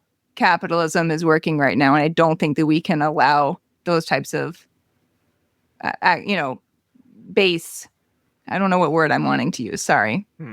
Concessions. Yeah. Well, and just there's been research really heavily in the last 5 years, funnily enough, not in the US as much, but in Europe and in places like South Korea that do have capitalist market-based economies, that performance-based pay seems to correlate to higher use of antidepressants and anti-anxiety medications once they're implemented after 6 months. And I think that does speak to that idea of like, well, maybe there's some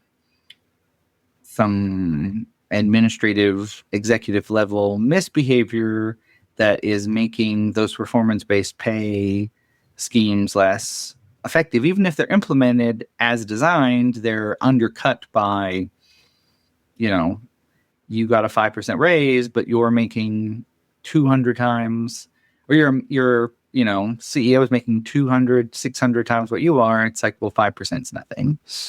Yeah. All right, it's finally Alan's turn. It is. You get 5 minutes. You ready? Sure. Go. I just want to say you guys did a good job, but I have some, what about those moments where you didn't quite meet performance? Let's focus on those. I always met performance. I don't want to podcast anymore. I'm done. So, it's a very short section. It's the classic. Starts with the anecdote of you have 5 A's and a B, and the first question you get asked is, hey, what about this B? Yeah. What's the problem here? Probably going to really undercut all the effort and all of the payoff you hope to get for the 5 A's that you put in, because there was we expect the good stuff. It's that underperformance that we're going to zero in on. And they transitioned to how that's translated in business to you did okay, but we're not where we need to be yet. It's like, well, then don't tell me I did okay, because I'm not doing okay. Yeah. Or I am doing okay, and you wanted to tell me something. You just wanted me to you don't even do care. something new in the future. Like, right. You need to give me 2 different pieces of feedback there. Pick a lane, managers. The goal that we set for you is achieved, and good job working on that. I would like to set a new goal for you to continue progress. Even that reframing that statement is so much better in terms of like the quality of reinforcement that you get. Because for reframing that, I would like to set a new goal is almost like you've done well, and I think like I would like to invest more time in you, and I would like to see you working here longer. as opposed to you got a long way to go. It's like, well, it doesn't feel as nice. So don't do that. Some of the alternatives they suggest are, well, actually, they go back to the idea of performance appraisal being probably not a great way to start. And really, like distributing that feedback is kind of the big takeaway. Is like, hey, good job on that report. I appreciate that.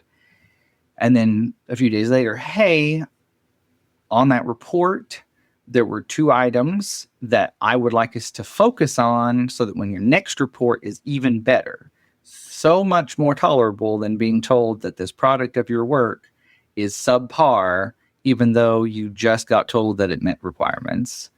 It's that. And that's something that I, as who manages trainees, have to be really careful about, reviewing treatment plans. Hey, here's these this is just feedback on edits. I also this is a good product. We need to make these edits.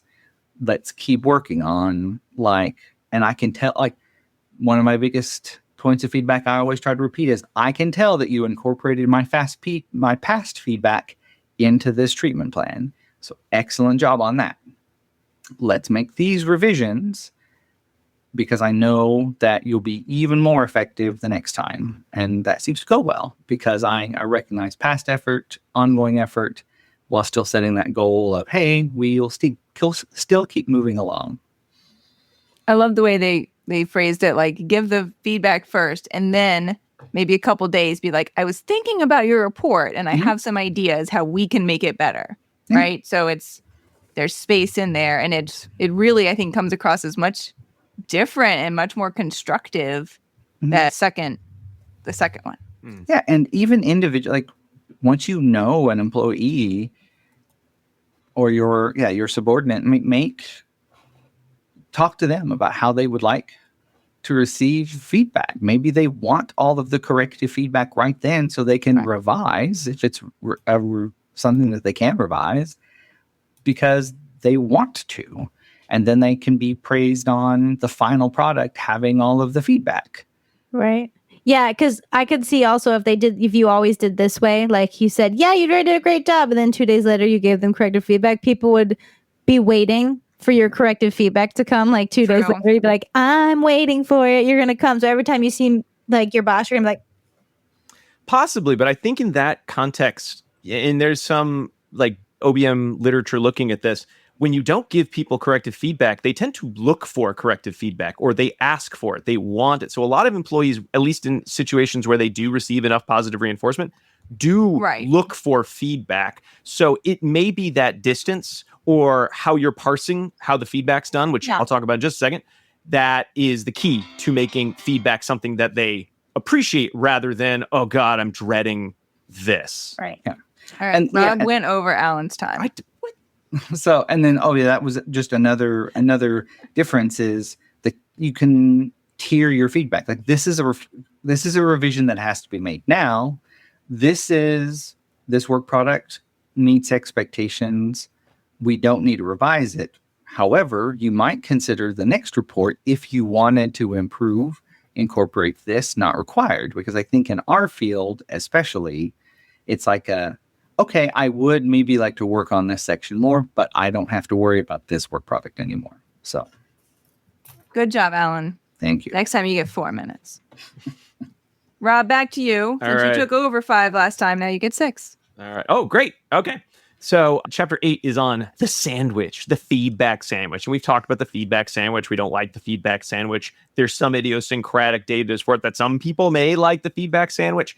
But unless they specifically say, I love it when you tell me something good and then something bad and then something good, probably don't use the feedback sandwich. Why? Well, because it tends to drown out the message. Are you, again, similar to the chapter Alan just talked about, are you trying to praise the person or are you trying to give them feedback? Because if you always pair praise with here's the feedback or here's what you need to do instead, and then try to throw praise at the end, most likely your presence or your saying anything is creating this CMOR where it's like, oh God, they're going to say something to me. I know it's going to be awful. So then you're spending a lot of time, no, I swear I am trying to give you positive reinforcement. I'm so sorry. So then you got to go back and rebuild a rapport. So if you're in the habit of doing this, you now have to spend a lot of time just having people not hate being in your presence because you're constantly associated with some sort of punishment paradigm or aversive paradigm.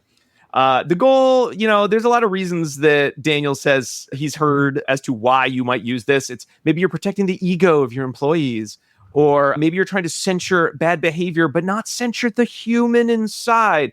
And there's no reason that you would do these things. That's not real, any of those statements. So don't send a mixed message. Don't become a CMOR. Instead, decide, are you giving corrective feedback or are you giving positive praise? If it's corrective feedback, well, state what the problem is, state what you desire that they do instead, state what will happen if they don't make those changes, ask for any questions, do wrap up, and then set up a system in which you can track their improvement in this behavior, i.e. start delivering positive reinforcement for the new behavior change so that it becomes something that the individual is learning from. And if you want to hear us talk all about this, last year's Supervision Book Club, we talked all about that. We talked all about giving corrective feedback. We talked all about what to do with a poor performance. I really liked when he said that this is really for the manager to make them feel better about giving corrective feedback. Oh, yeah. Guess what, manager? No one cares about you. You need to think about your employees, all right? We're not here to make you feel better. We're here to help you do a good job.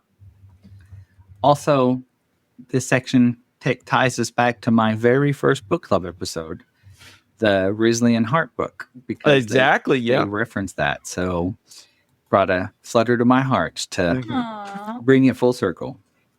Now, if you are a manager who already does the feedback sandwich and wants to change that behavior, okay, we are here to help you some managers. Don't worry.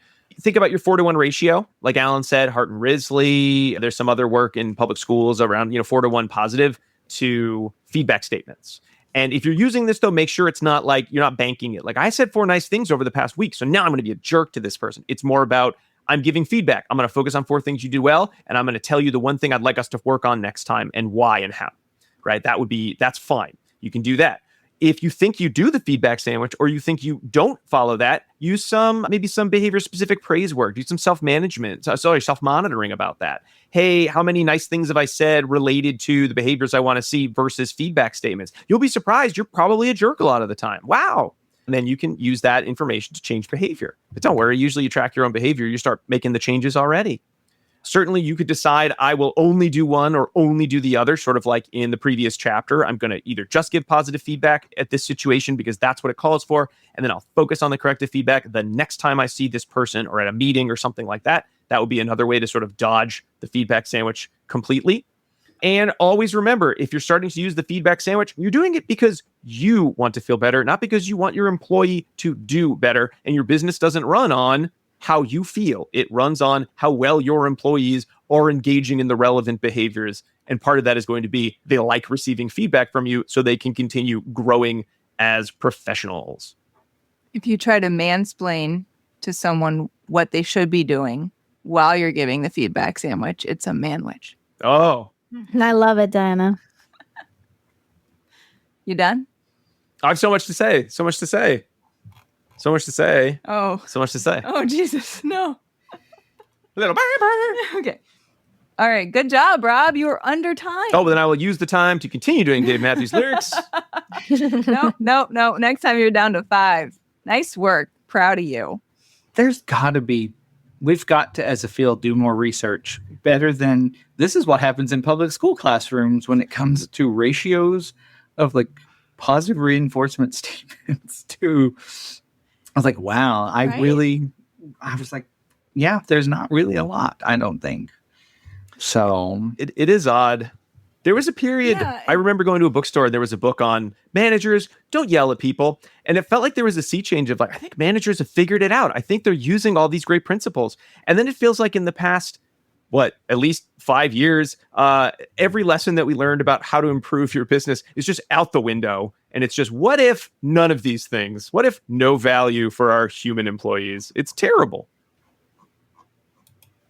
I think that, contingent consequences for behavior is one important part of how one responds in a work setting, but there are also general non-contingent reinforcers present, the overall rate of reinforcement that's available and how enriched the environment is. And that can have a lot of additional variables that are being contributed here.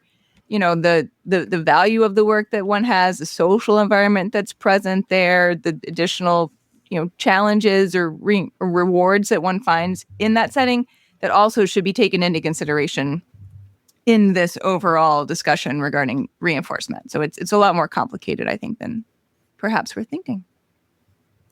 But that's just me. And now I'm going to tell you about chapter 9. I get 6 minutes, but it's not going to take me that long. It's going to be quickie. This chapter is called Overvaluing Smart, Talented People. So everyone wants to hire the best people out there, right? And there's sort of the understanding or the idea that if you can get those best people, that's how you're going to have your agency soar. And if you have people that aren't at that very top echelon, then the performance is going to suffer at your agency. This is, really putting a lot of onus on the quote unquote, personality traits of the person or their intelligence versus what you can teach people how to do. And so Aubrey Daniels' focus in this chapter is we can teach the behavior that we're looking to see, and we need to be focusing on that, investing in our employees and spending a lot of time and energy up front in training them. We also should think about what that training looks like and how we can ensure that it is the most effective and efficient version of training that it can be. So he gets into a little bit of the fluency literature here and talking about how one could really streamline training. People are going to be more or less receptive, I think, to doing some type of intensive discrete trial training. And depending on what depending on what one needs to be fluent at in your job is going to depend on what that training really needs to look like. So it really, I think, could vary a good bit. He brings up a very interesting point. I don't know if it's based in one guy's opinion or fact, but he says you could become an expert in anything in 10,000 hours, which I thought was very interesting. From some research on cigar wrappers back in the 70s or something. I don't know. Cigar wrapper? I believe that was the original study that came from. I don't know if that is true, right? Or if I'm just vaguely remembering a college lecture. Okay, but what an interesting idea. 10,000 hours is a lot of hours, but it's you guys spend your life doing something, right? So maybe you have something that you want to devote 10,000 hours to. That may have limitations with it as well. But he says you can teach anyone to do anything if you are smart enough. And also, you don't teach someone to the limit of their ability. You teach them to the limit of your ability. Those are good sentiments, right? And so he's saying, what you want to do is you don't have to seek out the top person. You have to create the top person by investing in them and ensuring that they know what they need to do. Now, my last point is on this idea about how many hours one can devote to something.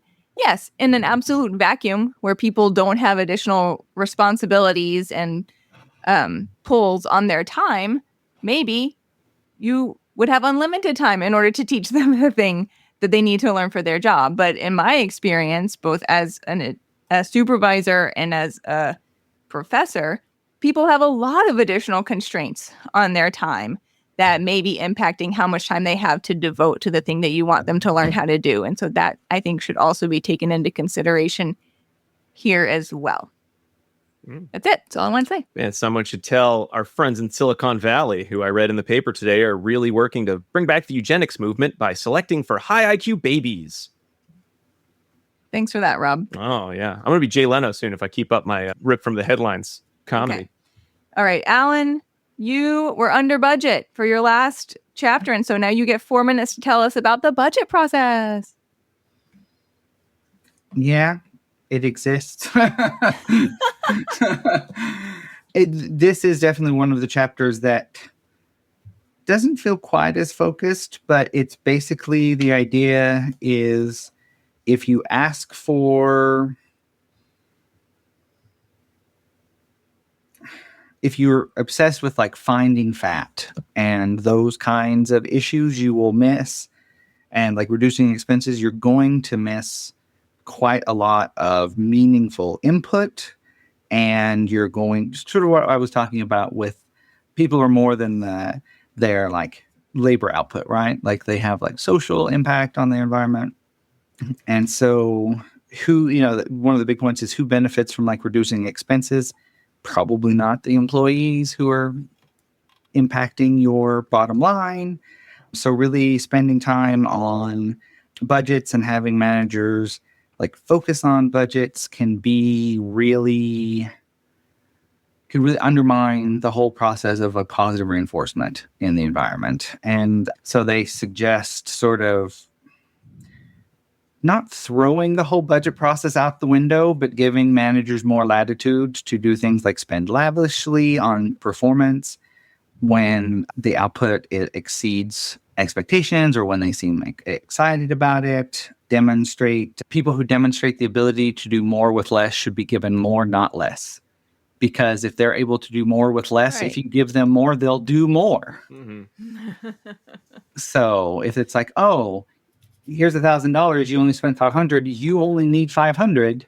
It's like, well, no, you should probably give them 1,500 and they'll do exceptional things.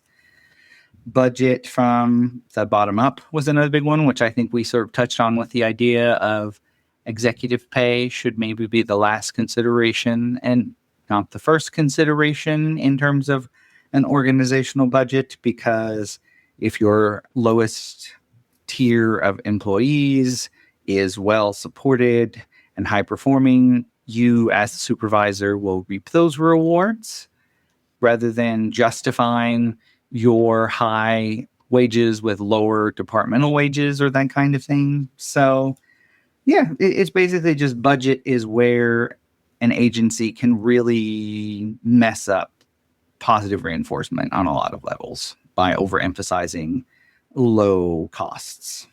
Yeah. Emphasizing low costs and padding the budget, right, to get what you need. Right. I've as of someone who does budgets every year for multiple departments. There have been years where they're like, no, you need to pad it so that you actually have money that you need because they're going to cut it, right? Mm-hmm. And then be like, no, I want to know what you actually need, and I'm hoping not to cut it, right? Like, so it's hard as a budget person when there are games. Like, just put what you need and then approve that.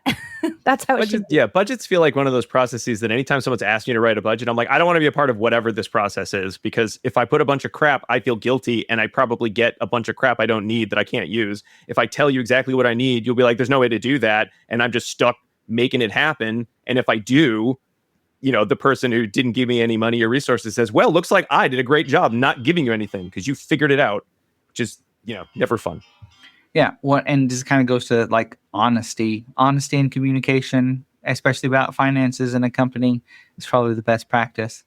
I did like one of the suggestions was if there's something like a piece of equipment that was previously not able to be approved, then if that is able to be brought in later in a meaningful way, then do that. Mm-hmm. Like, spend your extra money to improve the circumstances of your staff, especially if they have identified tools that will make them that will improve their performance. So, or make them more relevant. So, great. Good job. Is it my turn? It is. I think I get 5 minutes. But once again, I think I'm going to be pretty quick. So this chapter is called Promoting People No One Likes. This is number 11 in the oopsies. And that's it. They just say, why would you do that? And then you move on to the next chapter. No, I mean, it can easily happen as evidence of virtually any agency that you go to. There's very often someone pretty high up in the ranks that you wonder, how did that person get there? No one enjoys working with them, and they make things generally pretty unpleasant. And that can happen due to the reinforcing properties of behavior, right? Just like any other behavior. So they say, like, maybe people think that they need to act this way in order to be a boss, that they need to be overly critical or yelling at people or treating other people harshly in order to demonstrate what they view as, supervisory behavior. And then that gets reinforced because the employees then, at least temporarily, do what is being asked of them out of fear, or more appropriately, negative reinforcement. That reinforces that supervisor's behavior, and then it just sort of escalating is worse and worse and worse. I always have liked the metaphor of the seagull supervisor. Have I told y'all this before? The seagull supervisor is one who isn't always there, but then comes in, flies in, makes a lot of noise, shits all over everything, and leaves. So I feel like that could be applicable here as well. You said a swear word. I'm sorry. I'm so sorry. He gives us some different examples and quotes. One of them was from John Wooden, who was it says b-ball. Is that basketball? Basketball. Sorry, basketball coach. And the quote is, "It's very hard to influence someone in a positive manner over the long haul when you antagonize and alienate that individual. In addition, once you've angered someone and created a feeling of animosity, then you're forced to waste additional time backing up and trying to smooth things over." So this is not best practice. And this can be avoided by not promoting people who are demonstrating that behavior, or sort of that you see like the kernels of that behavior as behavior that may be further exacerbated as they move into more supervisory roles. So My dad was that kind of supervisor. Oh no. He was a jerk. And everyone that I meet now as like a grown up, they're like, your dad was horribly mean. I'm like, oh, and outside of work, he's an okay person. They make that point too, as well, is that there are different contingencies in place in different settings. So someone might be perfectly pleasant in social situations outside of work, but then have this other persona inside of work because that's what's been reinforced by the culture of that agency and the way in which their employees have responded to that. So they said what to do instead is, when you're looking to promote someone, you should also examine, are they well liked by their current peers or coworkers? He said you can be liked and be a bad manager, but you can't be a good manager unless you're well liked. So if they've already moved into some type of supervisory position and people like them, then that's a really good sign that as they move up the ladder, they're going to continue to be liked because they already have some of those people skills, interpersonal skills that are needed in order to motivate and supervise people in a positive way. They also say, do they know about the principles of behavior analysis? Because these really are critical to doing a good job as a supervisor. And if one already knows about the science and can apply it through a strategic format, then you're going to be that much more successful than if you are just kind of shooting in the dark and hoping that you're getting it right. And finally, do they describe past results in terms of using positive reinforcement? This could help you know if the person has that stronger understanding of how their behavior impacts others. And if they can name that to you, then that will indicate that they're going to be more likely effective at problem solving, future strategies, and working with various types of future supervisees. All right. You did good. Oh, So thank less you. time now? More time? I can't remember. I'm all confused. All right. 5 minutes. Number 12. I will not spend 5 minutes on the topic of downsizing, not because it is not super important, but it is one that I think the majority of our listeners do not have, either are not employing people or do not have enough employees to do something that would be considered downsizing, so much as they might like let a person go or let a therapist go. If you are in a position where you can fire enough people that they say, wow, your company is downsizing, like firing en masse, congratulations to you for having such a big company, but shame on you for downsizing. Why do people downsize, according to Daniels? Well, 2 reasons that are about money is if you downsize, your stock price will go up, maybe up to 7%. That's the average increase in shares. That's not going to stay forever, though. So you're only making a few people who have nothing to do with the business. They're just shareholders, potentially. It's a little bit of money for a short amount of time, because there's usually an immediate increase in profits, though rarely does this actually result in long-standing reductions in expenses or increases of profits. I think it's like in the 80s, they did a study and 68% of companies that said, we're downsizing to increase profits, didn't actually meet that goal. So maybe sometimes it increases profits, but not the majority of the time, that's for sure.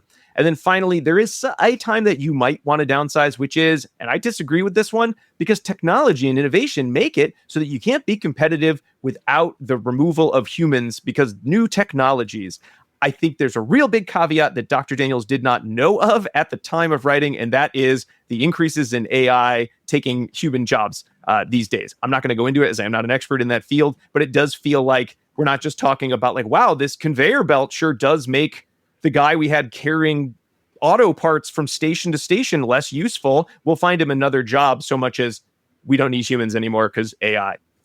So I'm a little nervous about that. In any case, if your goal is, well, I'm going to improve my business by firing a bunch of people, there's a real cost there. And any potentially short-term benefit is going to be lost in everyone else working there, spending the rest of their working hours saying, when am I going to get fired? Or now I have too much work to do, so I can't do a good job, so I can only do a bad job. And since you're probably downsizing because you're in a company that is following a lot of these practices, it's not like you're going to be getting some more positive reinforcement. So you're probably just going to have your productivity go down, or you're going to quit and find a better job, which is increasingly hard because a lot of companies have all kind of cartel-like agreed to use many of these practices, it seems. So downsizing isn't actually useful. And if you're a manager saying, but downsizing, you're probably wrong. But what could you do instead if you want to get some of the benefits out of, some of the ideas around downsizing? Well, number one, talk to the people who are doing the work, get their impact. If your company's in trouble and you need to make money quickly, talk to the people who actually are involved in generating the service or product about what is it that's making us not make as much money as we could be or not be the number one competitor. Because you'll have tons of smart people who can come up with tons of great answers, of which some of them will be very easily actionable and will likely result in increased profits, or at least some sort of increase, better quality of product, perhaps, right? There's a quote here from, looks like Gilbert, which is a researcher in business. Cost cutting is simply a recognition that higher degrees of incompetence are acceptable in good times when the customer is able to bear the cost. So you should always be thinking about, how do we reinforce lean spending? It's not just something you do when things are bad. It's something you're always doing. And it's not just about we need to do more with less, which I am so tired of hearing.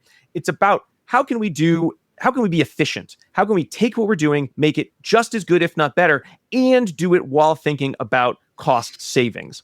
And if you are focusing your positive reinforcement on behaviors that lead to those savings and talking to your employees, you will probably be more efficient as a company. Worst case scenario, somebody downsized, maybe you're the new boss or something and you've come into the situation. All right, you better be bumping up positive reinforcement and recognition as people are taking on extra jobs, which feels weird of like, we don't want to have a party. We just fired all these people. That really seems like a crappy time to be celebrating. But you need to be thinking about the employees that still work there in terms of what are they doing? How are you making it better so you'll never have to downsize again? And how are you delivering positive reinforcement for the actions they're taking to keep your business going? Because if you don't, they'll leave too. Good work. I just want to note that everyone is doing a great job of not interrupting. And so you all get 5 Diana bucks. Yay. All right. Last chapter. Alan, you get 4 minutes. I don't think I'll need it.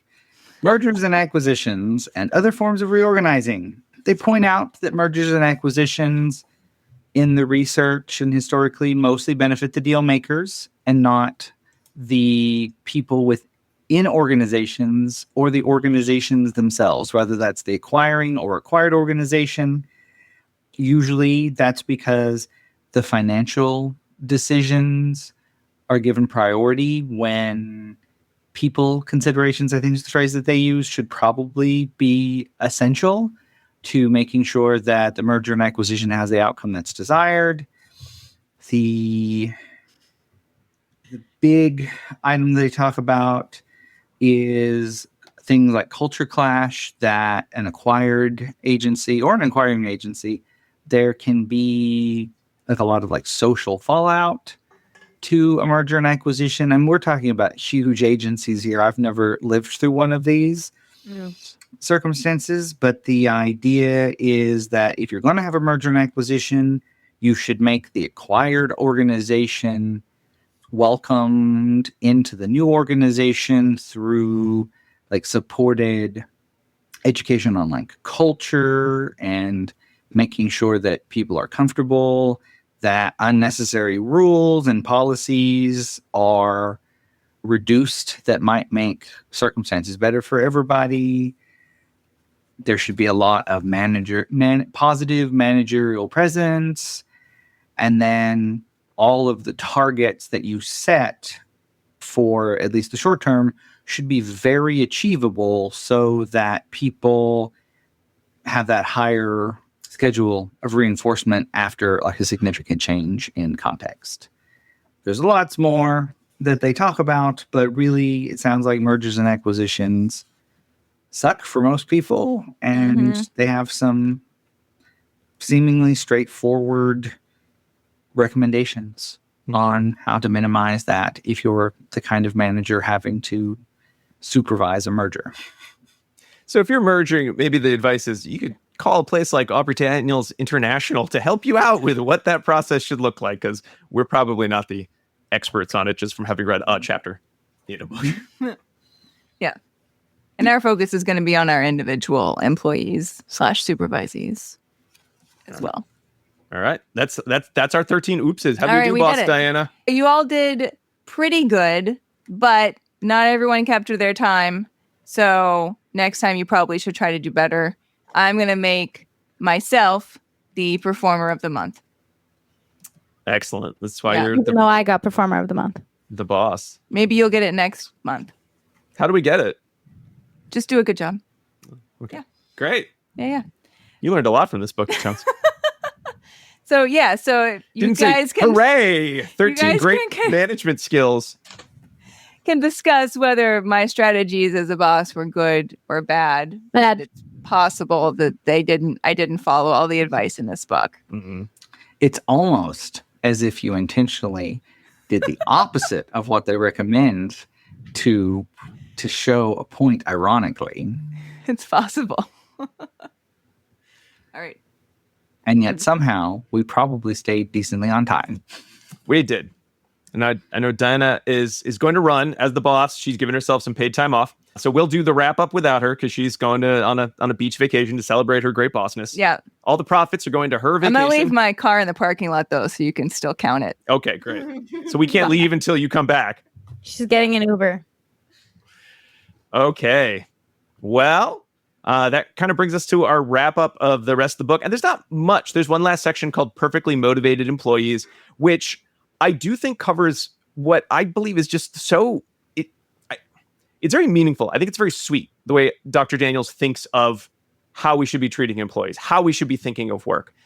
To some extent, though, I worry that it is like a bygone era in which we think of going to work as something that we care about as much as a hobby. And not just because we have to or we'll die in the streets, but because there's like a goal and a meaning. And I think being a human service, there are a lot of things that point to our job is to help people.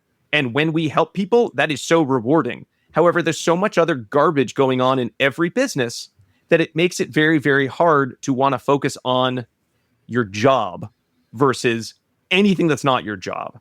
And while I know his science and his heart is in the right place as to how businesses can do these things, I fear we're increasingly on a trajectory in which these 13 practices aren't even the biggest oopses. Like there's new oopses coming out every day. Like we need second edition oops, 100 other stupid things you're doing as a manager. But guess what? You made all the money, so you control the book and you won't let this be published because you don't want anyone to know that you're a bad manager. I just feel a little down these days about the state of business. And while I agree with every single one of these, I think most people in places of power don't care.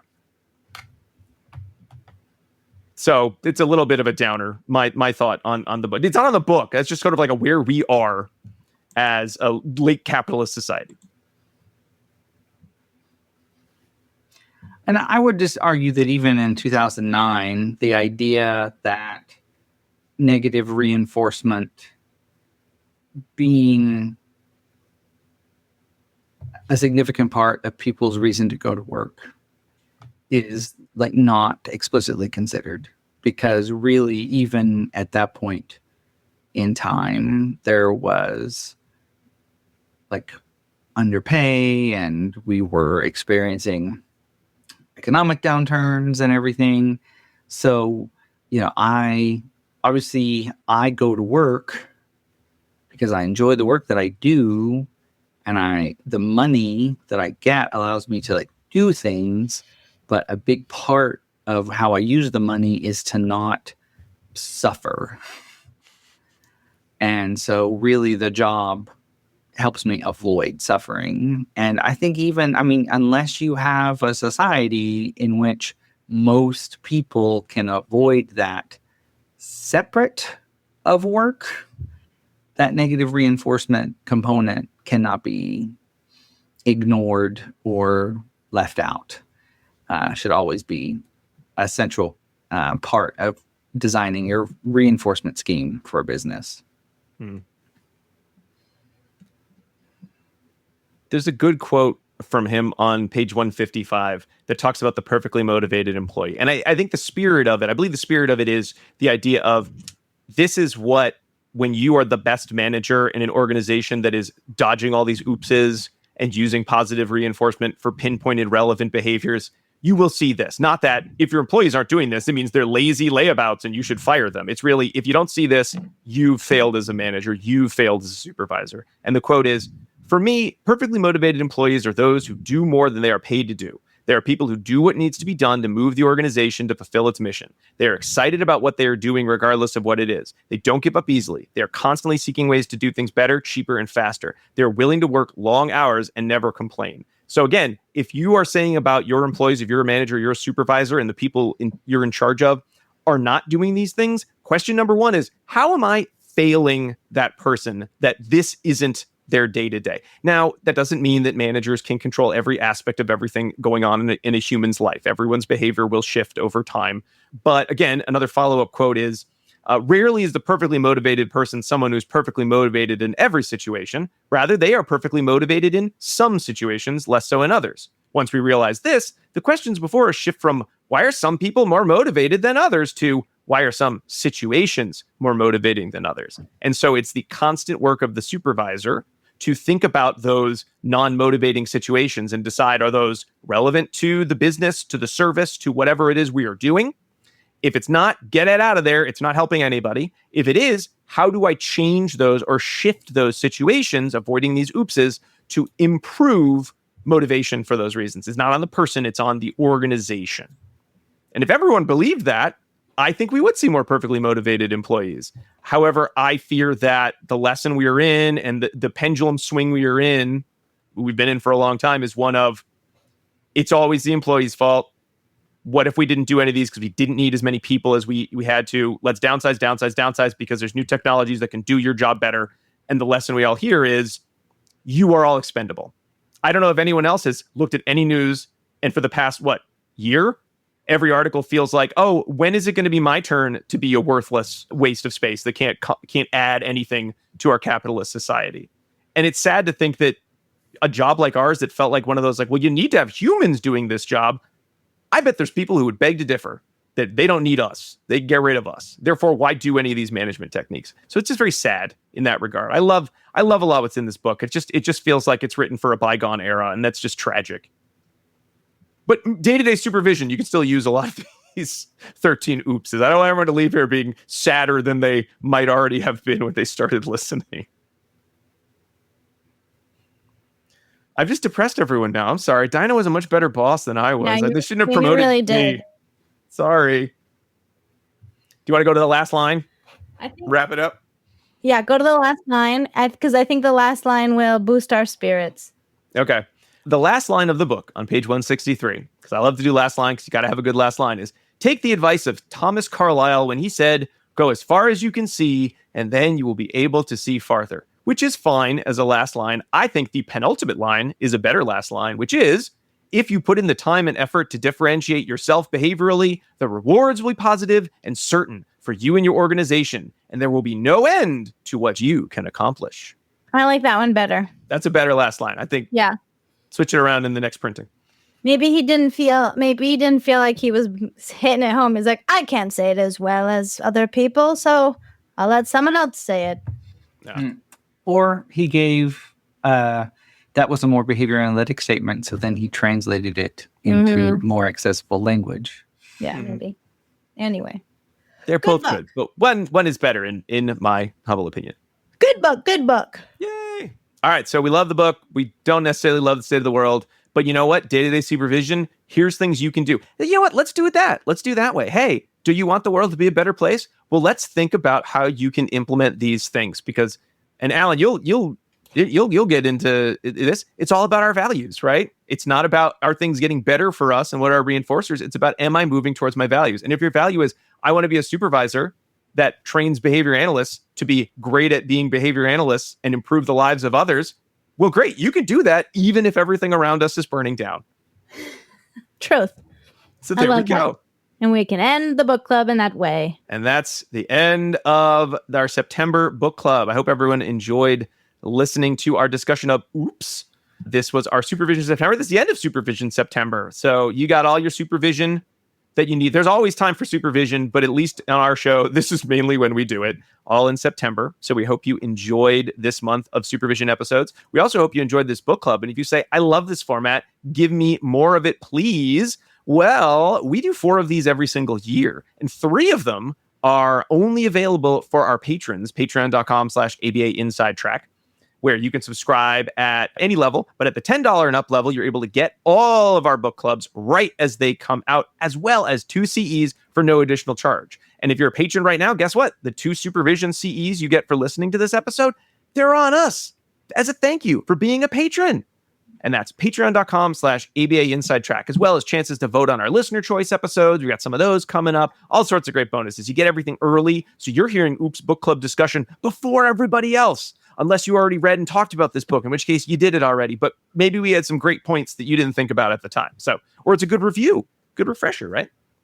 We also want to say, don't forget, you can get CEs, like I just said, for listening to this episode. Even if you don't want to be a patron, that's okay. Just go to our website, abainsidetrack.com, to find the links to the book here if you want to purchase the book yourself, as well as all of our other Supervision September content. You're going to need to know our secret code words, though, because you have to put in some key information. And the second and last code word is eraser, ERASER. I think Diana wrote that down. I don't know if she was referring to the rubber nub at the end of a pencil that you use to erase mistakes, or the hit Arnold Schwarzenegger film Eraser. Remember that one? Alan's shaking his head no. Jackie, I know you didn't remember that one. She put it lowercase, and so she did not mean that. So. Oh, you're right. It might have been a typo or an autocorrect. You know, Google's not thinking of the movie Eraser. We know that. All right, Eraser. All right. Well, some final thanks. Thanks to our boss, Diana, who's enjoying a sunny vacation for all the hard work she did on this episode. I also want to say thanks to Alan and Jackie for being on this episode. If you don't feel appreciated by our current boss. Thanks so much. You know what? Thank you. I don't have any buts for y'all. You're the best. Great job. I'm not being specific enough. I need to pinpoint our podcast performance. Also, some thanks to certainly the listeners. Thanks to Dr. Jim Carr for recording our intro, outro music. Thanks to Kyle Sturry for recording our interstitial music. And thanks to Dan Thabit of the Podcast Doctors for his amazing editing work. We'll be back next week with the first of a non-supervision topic, but it'll still be a fun-filled episode. Until then, keep responding. Bye!